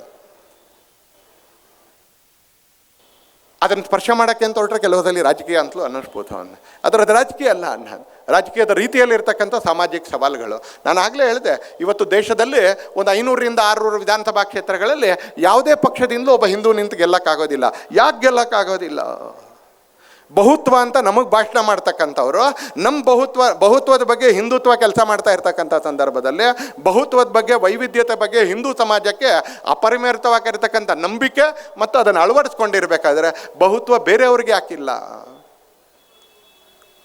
ನಾವು ಜೀವಪರ ಆಗಿರ್ಬೇಕಾದ್ರೆ ನಮ್ಮ ಮೇಲೊಂದು ಜೀವಪರ ಅಂತ ಹೇಳ್ತಾರಲ್ಲ ಅಂಥವ್ರು ಸತತವಾಗಿ ಯಾಕೆ ಆಕ್ರಮಣನೇ ಮಾಡ್ತಾರೆ? ಹಿಂಸೆಯಿಂದಲೇ ಯಾಕೆ ಆಕ್ರಮಣ ಮಾಡ್ತಾರೆ? ಅದ್ರ ಬಗ್ಗೆನೂ ಕೂಡ ನಾವು ಬಹುದೊಡ್ಡ ಪ್ರಮಾಣದಲ್ಲಿ ಇವತ್ತು ಎಚ್ಚರಿಕೆಯಿಂದ ನಡಿಬೇಕಾಗಿದೆ ಅಂತಲೇ. ಇದು ಯಾರೋ ಅಧಿಕಾರದಲ್ಲಿರ್ತಕ್ಕಂಥವ್ರ, ಇದು ಯಾರೋ ಕೆಲವು ಚಳುವಳಿಗಾರರ ಕೆಲಸ ಅಲ್ಲ, ಇದು ಪ್ರತಿಯೊಬ್ಬರದ್ದು ಕೆಲಸ. ಆ ಪ್ರತಿಯೊಬ್ಬರು ತಮ್ಮ ಕರ್ತವ್ಯವನ್ನು ನೆನಪು ಮಾಡ್ಕೊಳ್ತಾ ಸವಾಲುಗಳಿಗೆ ಕಣ್ಣು ಬಿಟ್ಟು ಒಂದ್ಸಲಿ ಸವಾಲುಗಳನ್ನ ಎದುರಿಸ್ತಕ್ಕಂಥ ವ್ಯವಸ್ಥೆಗಳ ಜೊತೆ ನಮ್ಮದು ಕೈ ಜೋಡಿಸ್ತಾ ಸವಾಲುಗಳನ್ನ ಎದುರಿಸೋಕ್ಕೆ ನಮ್ಮದು ಆಗಿರ್ತಕ್ಕಂಥ 4 ಚಟುವಟಿಕೆಗಳನ್ನ ನಡೆಸ್ತಾ ಅದು ಮಾಡ್ತಾ ಇರಬೇಕಾದ್ರೆ ಈ ಪಂಚಪರಿವರ್ತನೆಯ ಹೆಸರಿನಲ್ಲಿ ನಾವು ಮತ್ತಷ್ಟು ಹಿಂದೂ ಆಗುವ ದಿಕ್ಕಿನಲ್ಲಿ, ಮತ್ತಷ್ಟು ಭಾರತೀಯ ಆಗುವಂಥ ದಿಕ್ಕಿನಲ್ಲಿ intense Hindu, intense Indian, intense ಭಾರತೀಯ ಆಗಬೇಕಾಗಿರ್ತಕ್ಕಂಥ ಅವಶ್ಯಕತೆ. ಇಂಟೆನ್ಸ್ ಇಂಡಿಯನ್, ಇಂಟೆನ್ಸ್ ಹಿಂದೂ ಆಗೋದು ಅವಶ್ಯಕತೆ ಏನಿದೆ ಅಂತ ಕೇಳಿದ್ರೆ, ನಾನು ಜೀನ್ಸ್ ಪ್ಯಾಂಟ್ ಹಾಕ್ಕೋತಾ ಇದ್ದೀನಿ, ಇಲ್ಲ ಭಾಷಣಕಾರರು ಇವತ್ತು ಹೇಳಿದ್ದಾರೆ ಇಂಟೆನ್ಸ್ ಇಂಡಿಯನ್ ಆಗಬೇಕು ಅಂತ. ಇಂಟೆನ್ಸ್ ಹಿಂದೂ ಅಂದರೆ ನಾಳೆಯಿಂದ ಜೀನ್ಸ್ ಹಾಕ್ಕೊಳ್ಳಲ್ಲ, ಪಂಚೆ ಉಟ್ಕೊಳ್ತೀನಿ ಅಲ್ಲ ಅಂದರೆ ಇಟ್ ಈಸ್ ನಾಟ್ ಶೋ. ಅಲ್ಲಿಗೆ ತಗೊಂಡೇ ಹೋಗಬೇಡಿ ಒಂದ್ಸಲ. ಇಂಟೆನ್ಸ್ ಹಿಂದೂ ಅಂತ ಹೇಳಿದ್ರೆ ಕಾಶ್ಮೀರದಲ್ಲಿರ್ತಕ್ಕಂಥ ಪಂಡಿತನ ನೋವು ನನಗೆ ನೋವು ಅಂತ ಭಾಸ ಆಗಬೇಕು. ಬಂಗಾಳದಲ್ಲಿ ಹಿಂದೂವಿನ ಕೊಲೆ ಆದಾಗ ನೋವು ಅಂತ ಭಾಸ ಆಗಬೇಕು. ಅದಕ್ಕೆ ನಾನೇನೋ ಒಂದಷ್ಟು ಮಾಡ್ಬೋದು, ಅದನ್ನು ಮಾಡಬೇಕು. ಅದೇನದು? ಅದು ಆಯಾಯ ಸಂದರ್ಭಕ್ಕೆ ತಕ್ಕಂತೆ ನಾನೇನೋ ಮಾಡ್ಬೋದು, ನಾನೇನು ಮಾಡೋಕ್ಕಾಗುತ್ತೆ ಅಲ್ಲ. ಹಾಗೆ ಒಬ್ಬ ಇಂಟೆನ್ಸ್ ಭಾರತೀಯ ಆಗಿರಬೇಕಾಗಿರ್ತಕ್ಕಂಥ, ಒಬ್ಬ ಸಮಗ್ರ ಭಾರತೀಯ ಆಗಬೇಕಾಗಿರ್ತಕ್ಕಂಥ ಅವಶ್ಯಕತೆ ಈ ಸಂದರ್ಭದಲ್ಲಿದೆ. ಇವತ್ತು ನೆರೆದಿರ್ತಕ್ಕಂಥ ಸಾವಿರಾರು ಜನರ ಸಮ್ಮುಖದಲ್ಲಿ ನನಗೆ ಆ ಅನಂತ ಅವಕಾಶಗಳ ಬಗ್ಗೆ ಒಂದು ಹೆಮ್ಮೆ ಇದೆ ಹೇಳ್ತಾ ಇರಬೇಕಾದ್ರೆ. ಇವತ್ತು ನಕ್ಸಲಿಸಮ್ ನಮ್ಮ ದೇಶದಲ್ಲಿ ಕೊನೆಗೊಳ್ತಾ ಇದೆ. ಪ್ರಭು ಶ್ರೀ ರಾಮಚಂದ್ರನ ಮಂದಿರ ನಮ್ಮ ಎದುರುಗಡೆ ಭವ್ಯವಾಗಿ ಅದು ನಿಂತಿದೆ ಅಂತಲೇ. ಇವತ್ತು ಆರ್ಟಿಕಲ್ 370 ಯಾವ ಡಾಕ್ಟರ್ ಬಾಬಾ ಸಾಹೇಬ್ ಅಂಬೇಡ್ಕರ್ ಅವರ ಕಾನೂನುಗಳು ಈ ದೇಶದ ಆಳುವ ಅರಸರ ಕಾರಣಕ್ಕೆ ಕಾಶ್ಮೀರದ ಕಣಿವೆಯಲ್ಲಿ ಅನ್ವಯ ಆಗ್ತಾ ಇರಲಿಲ್ವ, ಇವತ್ತು ಡಾಕ್ಟರ್ ಬಾಬಾ ಸಾಹೇಬ್ ಅಂಬೇಡ್ಕರ್ ಅವರ ಸಂವಿಧಾನ ಜಮ್ಮು ಕಾಶ್ಮೀರದಲ್ಲಿ 100% ಇಂಪ್ಲಿಮೆಂಟ್ ಆಗ್ತಾ ಇದೆ. 100% ಇಂಪ್ಲಿಮೆಂಟ್ ಆಗ್ತಾ ಇದೆ. ನಿಮ್ಮ ಕಣ್ಣೆದುರುಗಡೆ, ನಿಮ್ಮ ಜೀವನದಲ್ಲಿ ಕೃಷ್ಣ ಜನ್ಮಸ್ಥಾನದಲ್ಲಿ ಕೃಷ್ಣನ ದರ್ಶನ ಪಡಿತೀರಿ. ಹೇಳ್ತಾ ಇದ್ದೀನಿ ನಾನು ಇವತ್ತು, ನಂಬಿಕೆಯಿಂದ ಹೇಳ್ತೀನಿ, ವಿಶ್ವಾಸದಿಂದ ಹೇಳ್ತೇನೆ. ನಿಮ್ಮ ಕಣ್ಣೆದುರುಗಡೆ, ನಿಮ್ಮ ಜೀವನದಲ್ಲಿ ಕಾಶಿಯಲ್ಲಿ ಅಲ್ಲಿರ್ತಕ್ಕಂಥ ಬಸವಣ್ಣ, ಅಲ್ಲಿರ್ತಕ್ಕಂಥ ನಂದಿ, ಆತ ಈಶ್ವರಲಿಂಗವನ್ನೇ ನೋಡ್ತಾನೆ. ಜಗತ್ತಿನೆಲ್ಲ ಶಿವದೇವಸ್ಥಾನಗಳಲ್ಲಿ ಶಿವಲಿಂಗವನ್ನು ದರ್ಶನ ಮಾಡ್ತಾ ಇದ್ದಾರೆ ಬಸವಣ್ಣ, ನಂದಿ. ಕಾಶಿ ಒಂದೇ ದೇವಸ್ಥಾನ, ಶಿವ ಒಂದು ಕಡೆ ಇದ್ದಾನೆ, ನಂದಿ ಒಂದು ಕಡೆ ಇದ್ದಾನೆ. ನಿಮ್ಮ ಜೀವನದಲ್ಲಿ ನಿಮ್ಮ ಕಣ್ಣೆದುರುಗಡೆ ಇಲ್ಲಿರ್ತಕ್ಕಂಥವ್ರು ಕಾಶಿಯ ಮಂದಿರದಲ್ಲಿ ಶಿವ ಎಲ್ಲಿರಬೇಕೋ ಆ ಜಾಗದಲ್ಲಿರ್ತಕ್ಕಂಥ ಶಿವನ ದರ್ಶನವನ್ನು ಮಾಡ್ತೀರಿ. ಯಾಕೆ ಅಂತ ಕೇಳಿದ್ರೆ, ಯಾವುದೋ ಒಂದು ಪಕ್ಷ ಅಧಿಕಾರದಲ್ಲಿದೆ ಆ ಕಾರಣಕ್ಕಲ್ಲ, ಯಾರೋ ಒಬ್ಬರು ಪ್ರಧಾನಮಂತ್ರಿ ಆಗಿದ್ದಾರೆ ಆ ಕಾರಣಕ್ಕಲ್ಲ. ಇವತ್ತು ದೇಶದಲ್ಲಿ ಹಿಂದೂ ಸಮಾಜೋತ್ಸವ ಮಾಡ್ತೀವಿ ಅಂತ ಕೇಳಿದ್ರೆ 1,00,000 ಸ್ಥಾನಗಳಲ್ಲಿ ಮಾಡುವಷ್ಟು ಹುಮ್ಮತ್ತು ಹಿಂದೂ ಸಮಾಜಕ್ಕಿದೆ. 1,00,000 ಸ್ಥಾನಗಳಲ್ಲಿ ಸೇರುವಷ್ಟು ತಾಕತ್ತು ಹಿಂದೂ ಸಮಾಜಕ್ಕಿದೆ. 1,00,000 ಸ್ಥಾನದಲ್ಲಿ ಮಾಡುವಷ್ಟು ಸಂಘಟಕರು ಹಿಂದೂಗಳಿಗಿದ್ದಾರೆ. ಅದರ ಕಾರಣಕ್ಕೆ ರಾಜಕೀಯದವ್ರಿಗೂ ಒಂದು ಸಂಕಲ್ಪ ಶಕ್ತಿ ಬಂದಿದೆ ಅನ್ಸಲಿ. ಮಥುರಾದ ಕೃಷ್ಣ ಜನ್ಮಸ್ಥಾನದಲ್ಲಿ ನಾವು ನೋಡ್ತೀವಿ, ಬಾಂಗ್ಲಾದೇಶದ ಆಕ್ರಮ ಪ್ರವೇಶಿಗರು ಯಾರನ್ನು ತಡೆಯೋದಕ್ಕೋಸ್ಕರ ಕೆಲವು ಚಳುವಳಿಗಾರರು ಕೆಲಸ ಮಾಡೋಕ್ಕೆ ಅಂತ ಹೊರಟಾಗ ಇಲ್ಲಿನ ನಾಚಿಕೆಗೆಟ್ಟಿರ್ತಕ್ಕಂಥ ಎಡಪಂಥೀಯ ಎಡಚರಣೆ ಪಡಸಾಲೆಯಲ್ಲಿ ಇಟ್ಟಿರ್ಕೊಂಡಿರ್ತಂಥ ಸರ್ಕಾರ ಅವ್ರನ್ನ ಬಂಧಿಸುತ್ತೋ ಆ ಬಾಂಗ್ಲಾದೇಶಿಯರನ್ನು ಕೂಡ ನಿಧಾನಕ್ಕೆ ಹೊರಗೆ ದಬ್ಬತಕ್ಕಂಥ ಕೆಲಸ ಆರಂಭ ಆಗಿದೆ. ಪ್ರವಾಹದ ರೀತಿಯಲ್ಲಿ ಮುಂದಿನ 6 ತಿಂಗಳಲ್ಲಿ ನಿಮಗೆ ಕಾಣಿಸುತ್ತೆ. 1,00,000 ಹಿಂದೂ ಸಮಾಜೋತ್ಸವಗಳು ನಡೆಸಿದ್ರಿಂದ ಏನು ಸ್ವಾಮಿ ಮಾಡಿದ್ರಿ ಅಂತ ಕೇಳಿದ್ರೆ, ರಾಮನ ಮಂದಿರನೂ ಮಾಡಿದ್ದೀವಿ, ಕೃಷ್ಣ ಜನ್ಮಸ್ಥಾನವನ್ನು ವಾಪಸ್ ತಗೊಳ್ತೀವಿ, ಕಾಶಿಯ ಈಶ್ವರಲಿಂಗವನ್ನು ಎಲ್ಲಿ ನೋಡಬೇಕು ಅಲ್ಲೇ ನೋಡ್ತೀವಿ ಅಂತಲೇ. ಹಾಗೆ ನಮ್ಮ ದೇಶದಲ್ಲಿ ಶರಣಾಗತರಾಗಿ ಬಂದವರಿಗೆ ಸಾವಿರ ವರ್ಷಗಳಿಂದ ನಾವು ನೆಲೆ ಕೊಟ್ಟಿದ್ದೀವಿ. ಬಾಂಗ್ಲಾದೇಶದ ಶೇಖ್ ಹಸೀನಾ ಇವತ್ತು ಭಾರತದಲ್ಲಿ ಇದ್ದಾರೆ, ಅವರು ಶರಣಾಗತರಾಗಿ ಬಂದಿದ್ದಾರೆ. ಶರಣಾಗತರಾಗಿರೋರಿಗೆ ಯಾವಾಗಲೂ ಆಶ್ರಯ ಕೊಟ್ಟಿದ್ದೀವಿ. ಆದರೆ ಇಲ್ಲಿಯ ಜನಸಂಖ್ಯೆಯನ್ನು ವ್ಯತ್ಯಾಸ ಮಾಡಬೇಕು ಅಂತಕ್ಕಂಥ ಕುತಂತ್ರದಿಂದ ನೀವೇನಾದರೂ ಬರ್ತೀವಿ ಅಂತ ಹೇಳಿದರೆ, ಹೆಡೆಮುರಿ ಕಟ್ಟೋಕ್ಕೂ ಹಿಂದೂ ಸಮಾಜಕ್ಕೆ ಬರುತ್ತೆ. ಅದಕ್ಕೆ ಏನೇನು ಬದಲಾವಣೆ ಮಾಡಿ ಹೆಡೆಮುರಿ ಕಟ್ಟಬೇಕು ಅದು ಬರುತ್ತೆ. ಅದಕ್ಕೆ ಹಿಂದೂ ಸಮಾಜೋತ್ಸವಕ್ಕೆ ಮೈದಾನ ತಗೊಳ್ಳೋಕ್ಕೂ ಬರುತ್ತೆ, ವಿಜಯನಗರದಲ್ಲೂ ಗೋವಿಂದರಾಜ ನಗರದಲ್ಲೂ. ಹಾಗೆ ಅಹಿಂದೂ ಚಟುವಟಿಕೆಗಳನ್ನ ನಿಯಂತ್ರಣ ಮಾಡೋದಕ್ಕೂ ಬರುತ್ತೆ. ದ್ವೇಷ ಮಸೂದೆಯನ್ನು ಕಾನೂನಾಗೇ ಮಾಡಿದ್ರೆ 5,000 ದ್ವೇಷ ಮಸೂದೆಯ ಅಡಿಯ ಭಾಷಣಗಳನ್ನ ಮಾಡೋಕ್ಕೂ ಕೂಡ ಹಿಂದೂ ಸಮಾಜಕ್ಕೆ ಬರುತ್ತೆ. ಯಾಕಂದರೆ ಸಂತರು ಶಕ್ತಿ ಕೊಟ್ಟಿದ್ದಾರೆ, ಸಮಾಜ ನಮಗೆ ಶಕ್ತಿ ಕೊಟ್ಟಿದೆ. ಆ ಒಂದು ಅಖಂಡವಾಗಿರ್ತಕ್ಕಂಥ ಅಜೇಯವಾಗಿರ್ತಕ್ಕಂಥ ಹಿಂದೂ ಸಮಾಜವನ್ನು ಜಗತ್ತಿಗೆ ಯಾವುದು ಕೃಣ್ವಂತೋ ವಿಶ್ವಮಾರ್ಯಮ ಅಂತಕ್ಕಂಥ ಸಂದೇಶ ಕೊಡುವಂಥ ಹಿಂದೂ ಸಮಾಜವನ್ನು ಮತ್ತೊಂದು ಸಲ ನಮ್ಮ ಕಣ್ಣೆದುರಿಗೆ ಕಾಣ್ತಕ್ಕಂಥ ಒಂದು ಅದ್ಭುತವಾಗಿರ್ತಕ್ಕಂಥ ದೃಶ್ಯ ಕಾಣ್ತಕ್ಕಂಥ ಸಂಭಾವನೆ ಇರುವಂಥ ದಿನಗಳಲ್ಲಿ ನಾವೆಲ್ಲರೂ ಇದ್ದೀವಿ. ಒಂದು ಮನಸ್ಸಿನಿಂದ ಒಂದು ಸಂಕಲ್ಪದ ಜೊತೆಗೆ ನಾವು ಇವತ್ತು ಈ ಕಾರ್ಯಕ್ರಮದಲ್ಲಿ ಪಾಲ್ಗೊಂಡಿದ್ದೀವಿ. ಆ ಸಂಕಲ್ಪ ಮತ್ತು ಆ ಮಂತ್ರ ಜೀವನ ಪೂರ್ತಿ ನಮ್ಮದಾಗಲಿ ಅಂತ ಮಾತ್ರ ನಿಮ್ಮೆಲ್ಲರ ಹತ್ರ ವಿನಂತಿ ಮಾಡ್ತಾ, ಇವತ್ತಿನ ಈ ಕಾರ್ಯಕ್ರಮದಲ್ಲಿ ಪೂಜ್ಯ ಸ್ವಾಮೀಜಿಗಳ ಆಶೀರ್ವಚನಕ್ಕೂ ನೀವೆಲ್ಲರೂ ಶಾಂತತೆಯಿಂದ ಕೇಳಿದ್ದಕ್ಕೂ ಧನ್ಯವಾದಗಳನ್ನ ಸಮರ್ಪಿಸ್ತಾ, ಒಂದ್ಸಲಿ ಮತ್ತೊಮ್ಮೆ ಹೃದಯ ತುಂಬಿ ಕಂಠಪೂರ್ತಿ ತಾಯಿ ಭಾರತಿಗೆ ಜಯಘೋಷವನ್ನು ಹಾಕೋದ್ರ ಮುಖಾಂತರ ನನ್ನ ಮಾತನ್ನು ಮುಗಿಸ್ತೇನೆ. ಭಾರತ್ ಮಾತಾ ಕೇ. ಇನ್ನೂ ಒಂದು 8 ಜನರಿಗೆ ಕೈ ನೋವು ಕಾಣಿಸ್ತಾ ಇದೆ. ಭಾರತ್ ಮಾತಾ ಕೇ. ಹರ ಹರ ಹರ ಹರ ಭಾರತ್ ಮಾತಾ ಕೇ. ವಂದೇ ವಂದೇ ವಂದೇ. ನಮಸ್ಕಾರ.